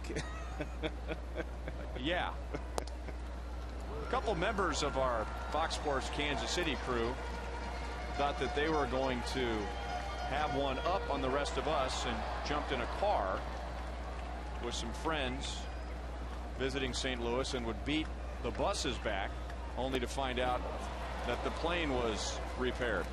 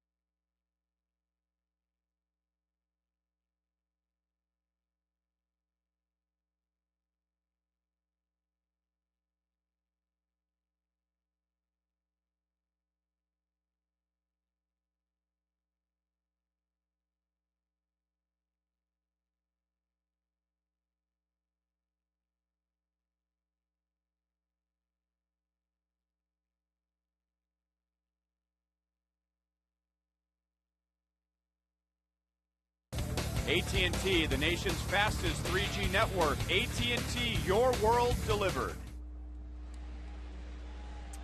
Tough day for the Royals, tough day for the fans. Huge crowd here today. The Tigers are in first place, leading 9-0, and Justin Verlander has given up only 5 singles. Now the Royals will turn to their 4th pitcher, Roman Colon. He was part of the 6 roster moves before the game yesterday, with Colon along with Tug Hewlett, who we just saw in the bottom of the 7th inning. Coming up from AAA Omaha, the Royals putting 2 players on the disabled list. Mike Aviles and Robinson Tejeda. Here's Tug Hewlett at second base, and Luke Hochaver being sent down to AAA Omaha, so 3 up and 3 down. John Bale, another of the Royals that was called up because of the injuries and looked great yesterday, really bailing the Royals out in a tough spot, pitching an inning of 3rd scoreless. Royals winning 3-2 and avoiding the sweep. The last time Roman Colon pitched in the big leagues was 3 years ago, and it was for the Tigers. Pitched with the Tigers and the Braves at the major league level. He was a non-roster invitee in spring training this year, even though he's been in the Royals organization now for 3 seasons. Omaha in 06, Northwest Arkansas and Omaha last year. And he is a big dude. Looks like an NBA power forward, 6'6", 237 pounds. He's the kind of guy you pass him in the hallway and you go, whoa. He's always got a smile on his face, and I think he came back from some injuries, and I talked to him today, and I mean, he just had a big smile on his face. Said, oh, man, all the work I put in and finally paid off, and I'm back here, and he's going to try to make it work. Josh Anderson is going to run for Ordonez. So Ordonez finishes the day 1 for 4. And now Cabrera, who has 3 hits. So anyway, Frank, I'm on the bus yesterday, and we're about to leave the stadium, and Kevin Shank, our producer, our good buddy and producer, calls me to ask me how does the bus feel, because he, along with Steve Kurtenbach, our director, and Sam Abramson, our associate producer of video, had jumped into a car thinking they're going to be nice and comfortable, make the drive back a little faster than the bus, got a head start on the bus. And right as I was on the phone talking to our esteemed colleagues, word was announced that the plane was okay after all. So I have not gotten into Twitter yet. We've already had this discussion, but I thought I would experiment with Twitter yesterday. So I just wanted to update our producer and our director and our associate producer on our well-being, because I'm sure they were worried about us, you know, on the drive back. So made sure to let them know when we were pulling off the highway to get to the airport. Joel Goldberg helped out, took a nice picture of me getting on the plane, letting them know, hey, we're safe and sound on the plane. Don't worry about us. We're going to be okay.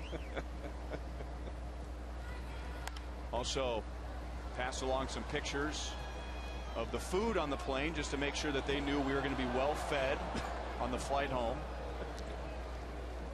And I took a shot outside of the plane window en route, because I thought I had seen them when we went over them on I-70 on the way back from St. Louis. So and then when we landed at the airport, I took pictures of their cars for them, just as they knew that their cars were okay in the airport, so that when they were going to get to the airport 2.5 hours later, that their cars would be in good shape. And I actually had some fun with Twitter yesterday. I might reconsider my tweeting status. See all the fun you missed yesterday? So much for getting an early start.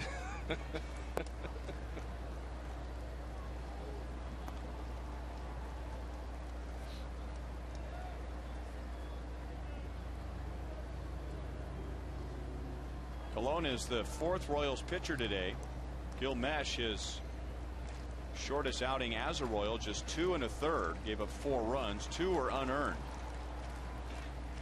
And Ponson for 3 2/3.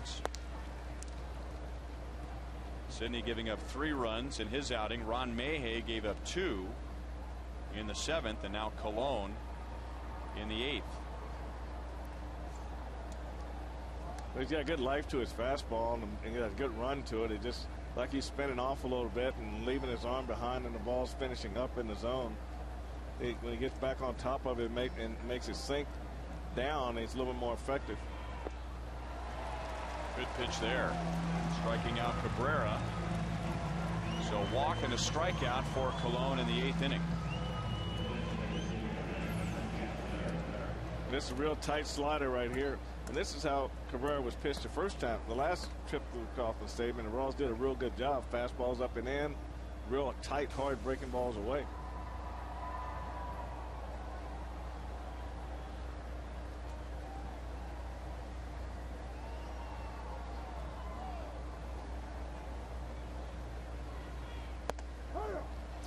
'94 with a fastball on Jeff Larish, who has scored a run today. Colon is going to turn 30 this year, but he has been in professional baseball for a long time. This is his 14th year in pro ball. Signed by the Braves back in '96. He spent a year in the Braves Dominican Academy, and then 8 years after he signed, so he was in the minor leagues for a long time. He got to the big leagues with Atlanta in '04, pitched in 18 games, 23 games with the Braves in '05.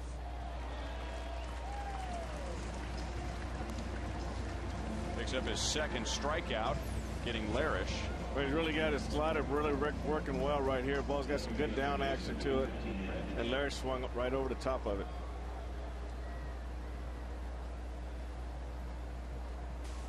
So 2 down, and now Brandon Inge.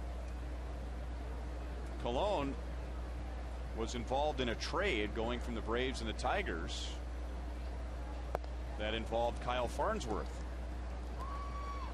The Braves had Colon and Zach Miner in their system. They were looking for some relief help as they were looking for some added arms in the bullpen in the 2005 season. So they traded Zach Miner and Colon to the Tigers for Kyle Farnsworth, and that was a big trade for Kyle because he grew up outside of the Atlanta area, and that gave him a chance to pitch for his hometown team. It has started to rain lightly at Kauffman Stadium, so some of the fans opening up the umbrellas and others going for cover.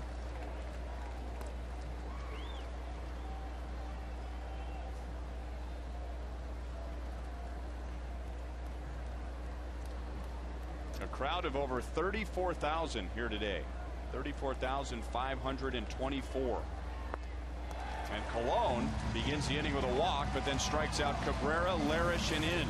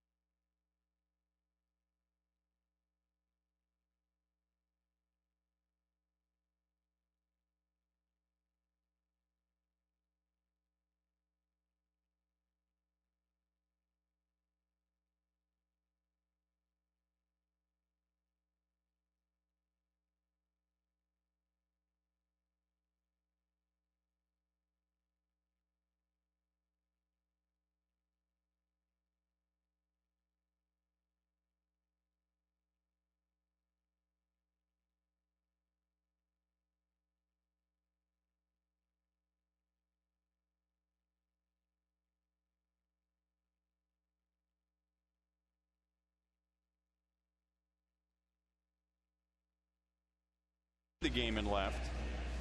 Moves over to right field.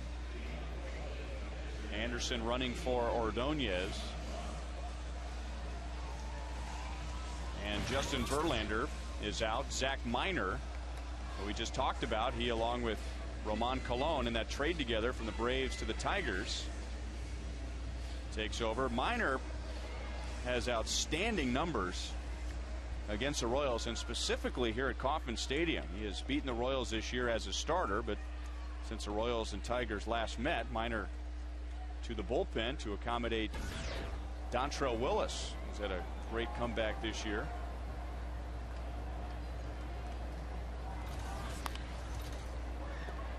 First pitch from Miner is rolled to third by John Buck. So a completely different look for the Royals, going from the power throwing Justin Verlander to the more control sinker ball type in Zach Miner. And Miner continues to do what he's done against the Royals, get ground balls, and he's got a real good sinker that he turns over, and he's had a lot of success against the Royals.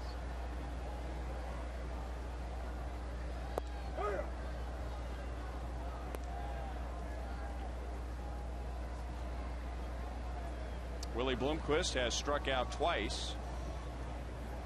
Verlander with 8 strikeouts in his 7 shutout innings.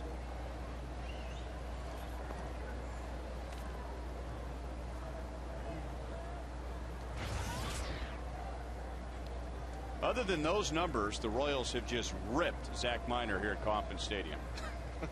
Well, I said he's had a lot of success against the Royals. Yeah, you take those numbers away and he's had a horrible time here. Which is one of those things, and you know, maybe it isn't one of those things, because sinker ball pitcher, big ballpark, and depending on when he's been here, you know, once the summer months roll around and they bring the Bermuda grass and the infield slows up, but you know, this time of year is a good time. Grass is a little thicker on the infield, which is good for a sinker baller. Well, it just seems that every time he pitches against the Royals, his command is there, his sinker's working, and he's inducing ground balls. He's ahead of hitters. Everything just seems to work well for him.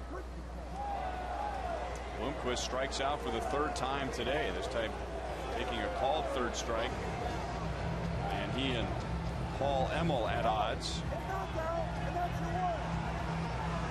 And now Emmel is hearing it from Trey Hillman. And now Trey has been tossed from the game.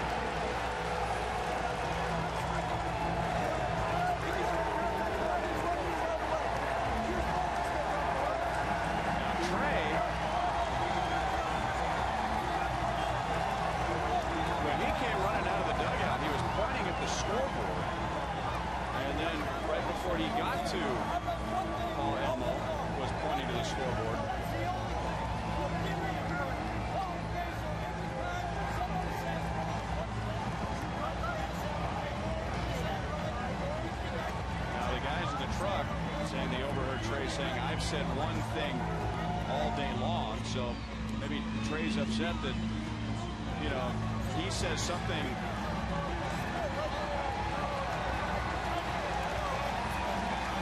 Maybe Trey's upset. Hey, I say one thing and you're taking your mask off and throwing me out of the game. This is about as animated and heated as we've seen Trey Hillman as manager of the Royals. Well, hopefully umpire Amos was saying that I warned you, so maybe he gave him enough warnings and Trey just kept going and said, okay, now it's time to go. But this could be also frustration in Trey too. You know, the team hasn't been scoring runs. They really haven't been playing that great. So this is a good time to really just kind of let it all out.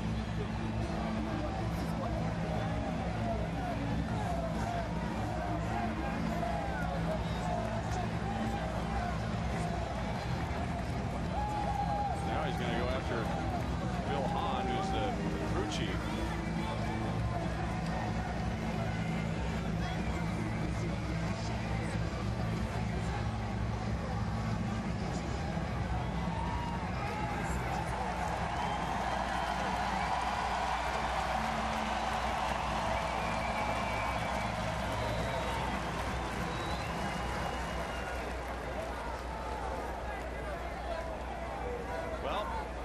Started with Willie Bloomquist Taking a called third strike, and Willie with some words for Paul Emmel on his way back to the dugout. And then it appeared more words coming from the Royals dugout. That's when the mask came off, and it wasn't a very long shouting match between Paul Emmel and Trey Hillman from the dugout, but Trey gets ejected from the game. And now Mitch Meyer is going to give the Royals their first extra base hit of the day, and will end up at third with a 2-out triple.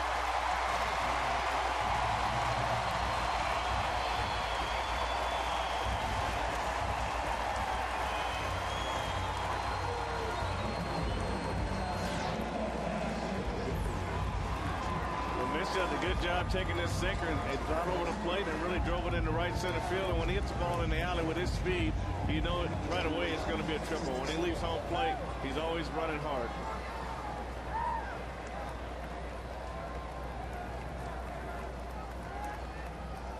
You know, Ryan, being a former manager, you see how the games are going. And when you don't hit, your team looks flat anyway. And you look at the type of games that you've had in previous, how tough it's been to score, the frustration of maybe giving up the hit in the wrong time, and just not the thing going wrong for you as a manager. It builds up in you too, and you're trying to say all the. That spoils the shutout to Jesus. Second hit drives in his 18th. You're trying to say all the right things. But inside you're just fuming because you don't really know what's going to happen next with your ball club. So whenever you get a situation like that, all it takes is the right moment in a game, and then therefore you just get it all out. You know, just go ahead and just let it all pour out, and you feel much better when it's all over. Well, and you know, something that Trey has to deal with in these frustrating times is that he's the one that has everyone surrounding him after every game, asking all the questions: why this, why that. Royals do spoil the shutout on the DeJesus RBI single.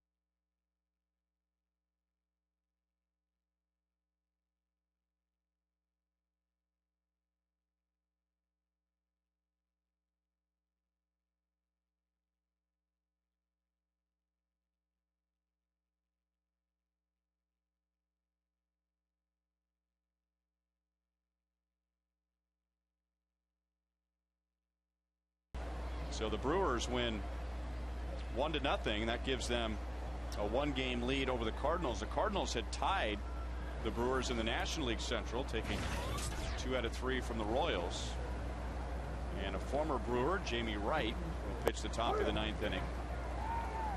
In that game in Milwaukee, Giovanni Gallardo, the Brewers starting pitcher, did not give up a hit until the 6th inning. Brendan Ryan singled, and Chris Carpenter, the Cardinals starter, didn't give up a hit till the 7th inning. And Craig Counsell singled, so great pitching and no runs until the bottom of the 10th inning. Well, that's true, and the Cardinals are only giving up 6 runs, Ryan, in over 64 innings, and that covers 7 games. So that's some dynamite pitching on their part.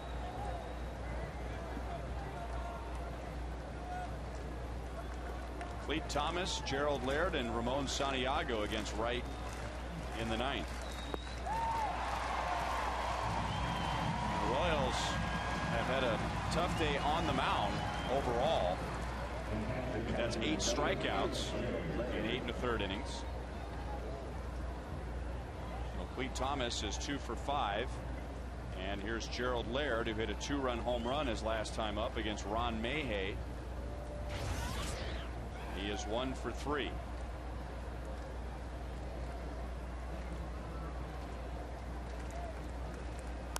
Well, I mentioned early in the game that the Tigers, even though they've been winning a lot more recently than the Royals have, they feel a lot like the Royals, just can't get the offense going. And it scored more than 4 runs just once in their last 6 games, but busting out today with 9 runs on 14 hits. They had been pitching well, second only to the Royals in the American League in team ERA, and that might change after today, or at least they'll get closer to the Royals. They have been playing outstanding defense, and another errorless game so far today for Detroit. They have committed 1 error in their last 11 games. Oh, that's been impressive. I was looking at some of the key guys, and Cabrera with 4, Granderson with 4, Inge at 3rd with 4. So those are great numbers this time of year for errors.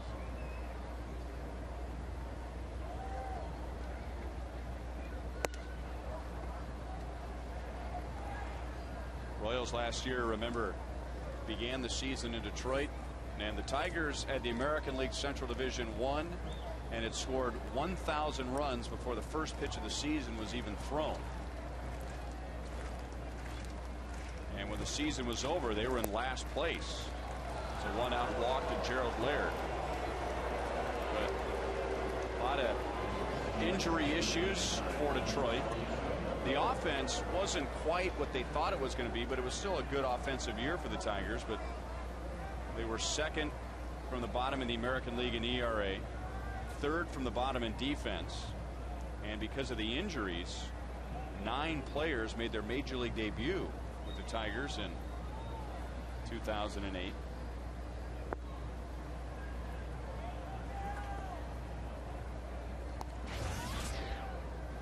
How do you think Jim Leland feels about Santiago? I mean, here's a kid that came into this game with 65 at bats, and he's got 19 RBI and 65 at bats, and he's got 19 strikeouts. So coming into this game, so I mean that's some serious hitting in a short period of time. How do you keep him out of the lineup? And surprisingly, he's got 3 home runs thrown in there also. Adam Everett, who is another guy who is very slick with the glove and not known for his bat, he's also hitting over 300 this year. But managers love those dilemmas, don't they? Oh, definitely. Especially when you talk about pitching and shortstop. Those are 2 premium positions right there. It seems like someone's always looking for that shortstop with range and can play defense and also hit.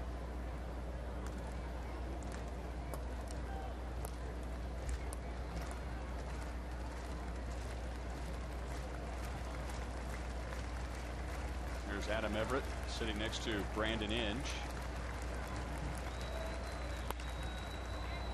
Shallow center, and will drop in between Meyer and Hernandez. And the Tigers have their 15th hit.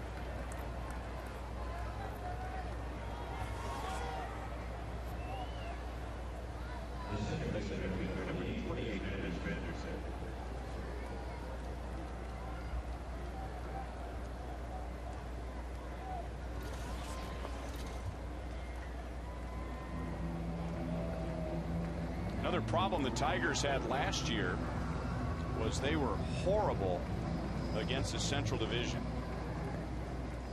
27-45. The Royals despite losing 2 out of 3 to Cleveland on the last homestand, still have the best record within the division at 11-9. Granderson past Hewlett and into center field. Laird is going to be waved home, and it's 10-1 Detroit.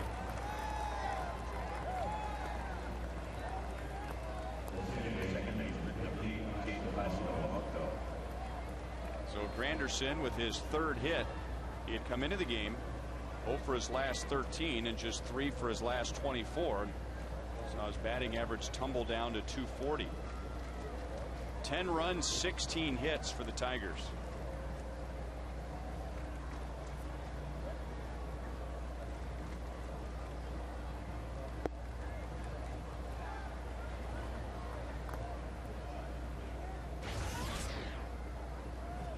Tomorrow night, Zach Greinke against Edwin Jackson. The pitcher with the best ERA in the American League against the pitcher with the 4th best ERA in the American League. And then on Wednesday afternoon, Kyle Davies against the 20-year-old Rick Porcello. Back through the middle. Wright tried to grab it with his bare hand, and that's going to be another run. Tigers lead by 10. So Polanco, who had been hitless all day, gets his first hit and his 18th RBI. Jamie Sinker got a ground ball, but right in a tough spot, right back through the middle, and we kind of fortunate that he didn't touch that ball with his bare hand, because that could have been an injury that could have been a problem for him for quite a while.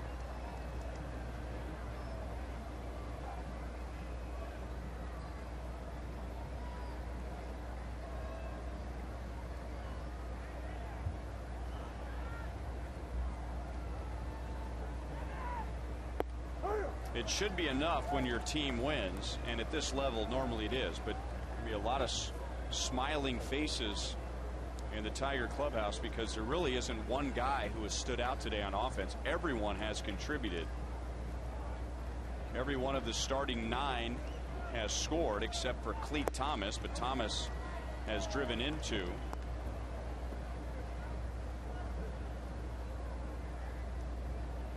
Every one of the starting 9 has driven in a run except for Larish, but he has scored a run.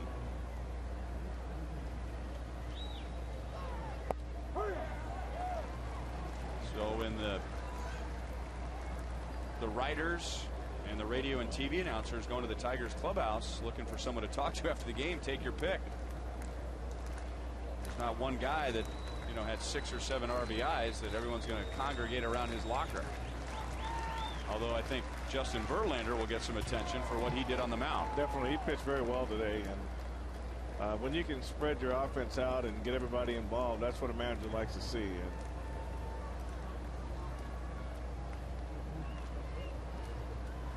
Verlander 7 shutout innings with 8 strikeouts. Came out after 96 pitches. The Royals got their first run in the 8th against Zach Minor.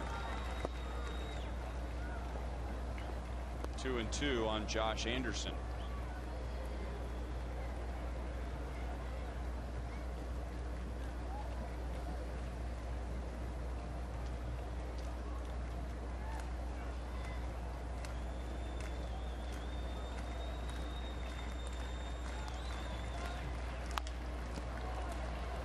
Tough play for Bloomquist, and the throw is late.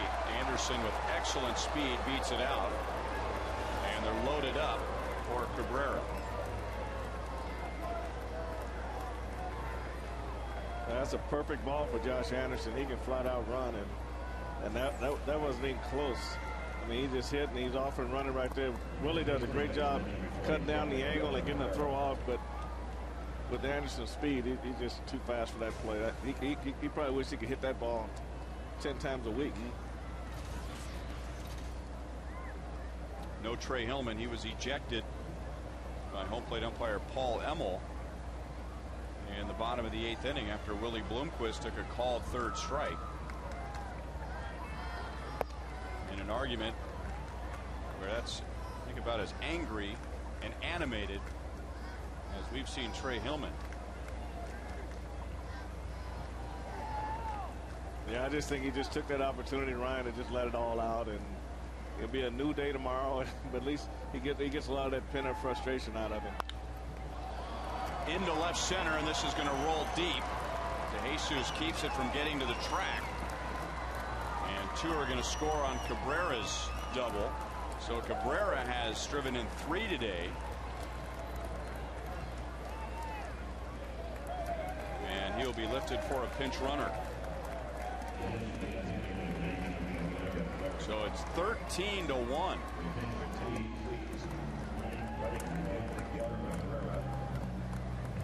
And this probably won't be a big story, Frank, because, or maybe it will be, who knows. But the Royals down by 12, and that's just a bad day of pitching.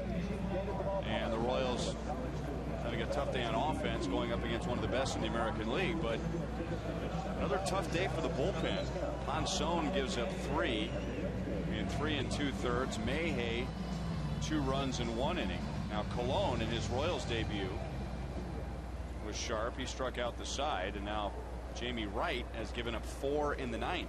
Well, I think it all boils down to is making good pitches, and when you stay in the middle of the plate or behind an account, you're going to give up base hits. When you look at the board and see 13 runs, 19 hits, and no errors, that means that that's really just been all pitching and their offense. Your defense didn't play a part in this one, but I think it just goes back to the bullpen just coming out and making some good pitches and getting some outs. And it's also going to take a starting pitcher to go deep in the game and just kind of give them a breather.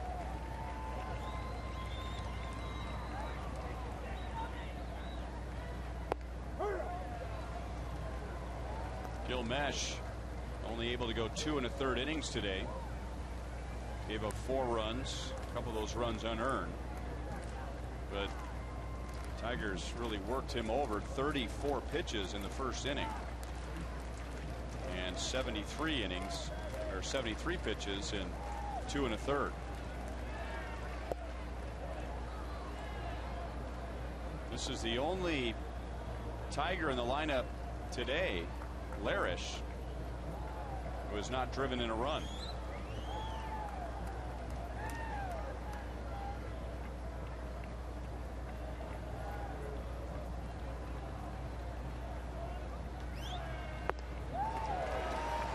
And he still hasn't driven in a run.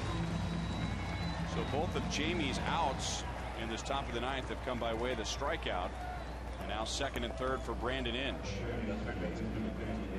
And for Larish, I'm sure he'll be happy somewhat with the win, and he did get a hit and a run score, but he just ended up with the golden sombrero, which means 4 strikeouts. Big 4.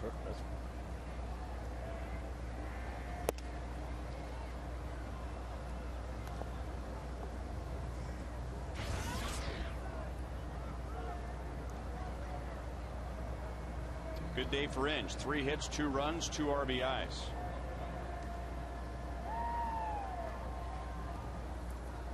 I don't know if there is a, quote, one big hit today, but I would vote for Inge because Tigers were ahead 2-0 in the first. But his 2-run single in the 3rd. Now it's 4-0 early in the game, and you're facing Justin Verlander.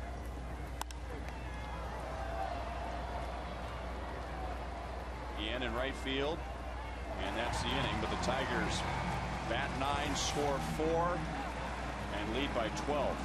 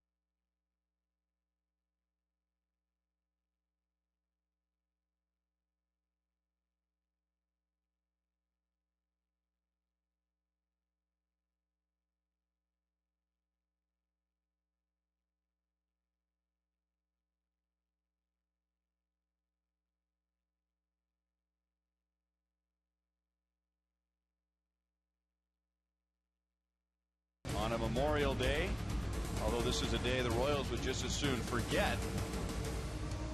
Tigers knocking out Gil Mesh in the 3rd inning. Justin Verlander continues his tear through the American League. And a preview of what should be an excellent pitching game tomorrow with Zach Greinke and Edwin Jackson at 7:10. Coming up on Boulevard Royals Live, brought to you by Boulevard Brewing Company, Kansas City's beer. This is Ryan Perry. He is the 3rd Tigers pitcher. 7 innings from Justin Verlander, 1 from Zach Minor.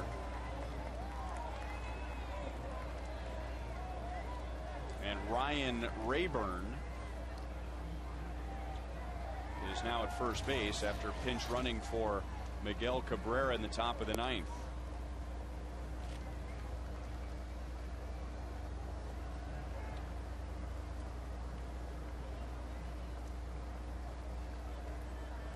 Jose Guillen 1 out of 3. He'll be followed by Mike Jacobs and then Luis Hernandez.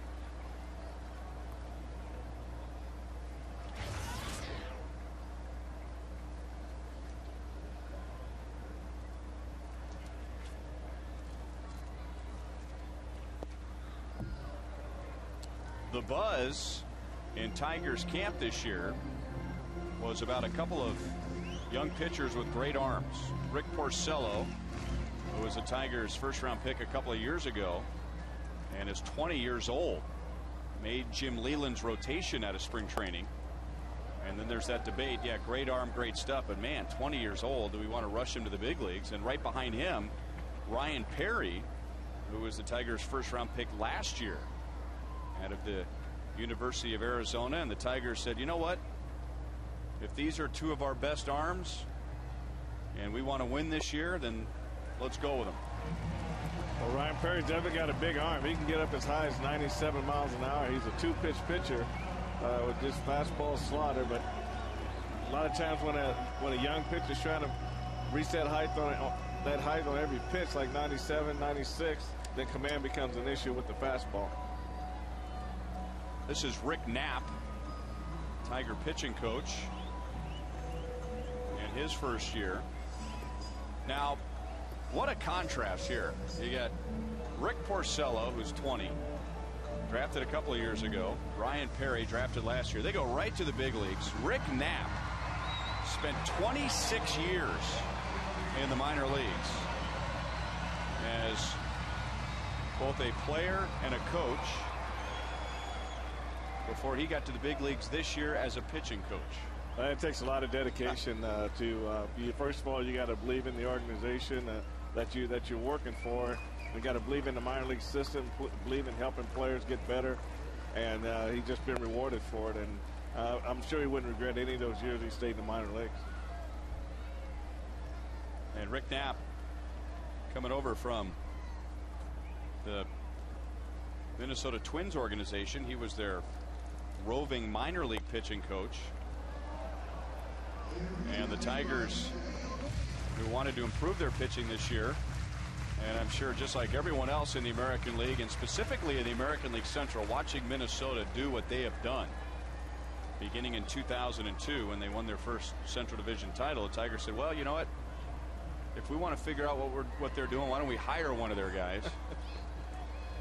And that's awful hard to do, because they like to hold on to their guys in the minor leagues. Yeah, you could pull out a Minnesota Twins media guide from 15 years ago and just run down the list of front office executives, and most of them are still there.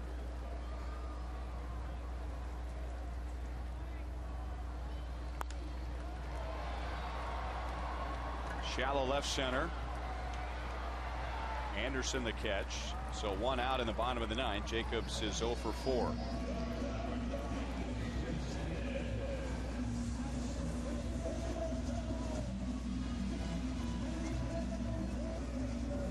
Tomorrow night at 7:10, Zach Greinke against Edwin Jackson. Tomorrow's game is in HD. Coverage beginning at 6:30 with Royals Live. Now Luis Hernandez grounded out his first time up. Trey had said in St. Louis over the weekend when Mike Aviles went on the disabled list and maybe there was an assumption, well, Willie Bloomquist will be your everyday shortstop, right? Trey said, no, not so fast. He'd like to get a look at Luis Hernandez, run him out there and show what he can do with the bat. He already has a great reputation with the glove. Well, he's got a nice, normally he has a nice short stroke. But the way Perry's running that fastball up there, he's got to speed it up just a little bit more. That's kind of hard to be on the bench and haven't played in a while, and you face a 97-mile running fastball.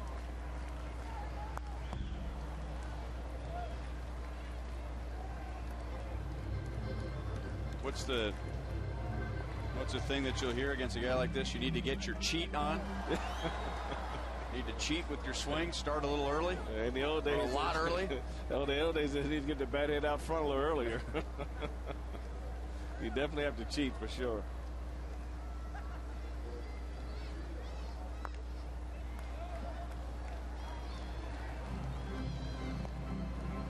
Hernandez, always with a reputation of being a good glove man, but not much with the bat.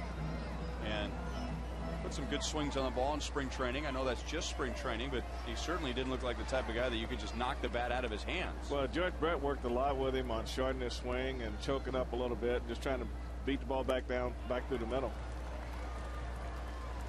Fastball up at 94 strikes him out, and 2 down in the 9th. And now Tug Hewlett. That's 10 strikeouts for Tiger pitchers today.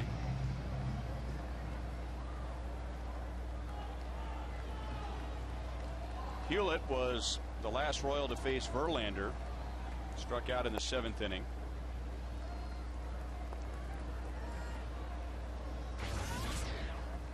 So the Tigers will improve to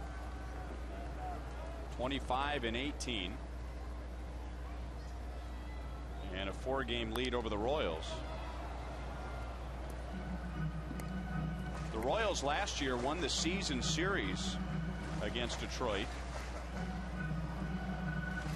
which began with a 3-game sweep in Detroit to begin the season, and then the Royals' second to last series of the year was a 3-game sweep in Detroit.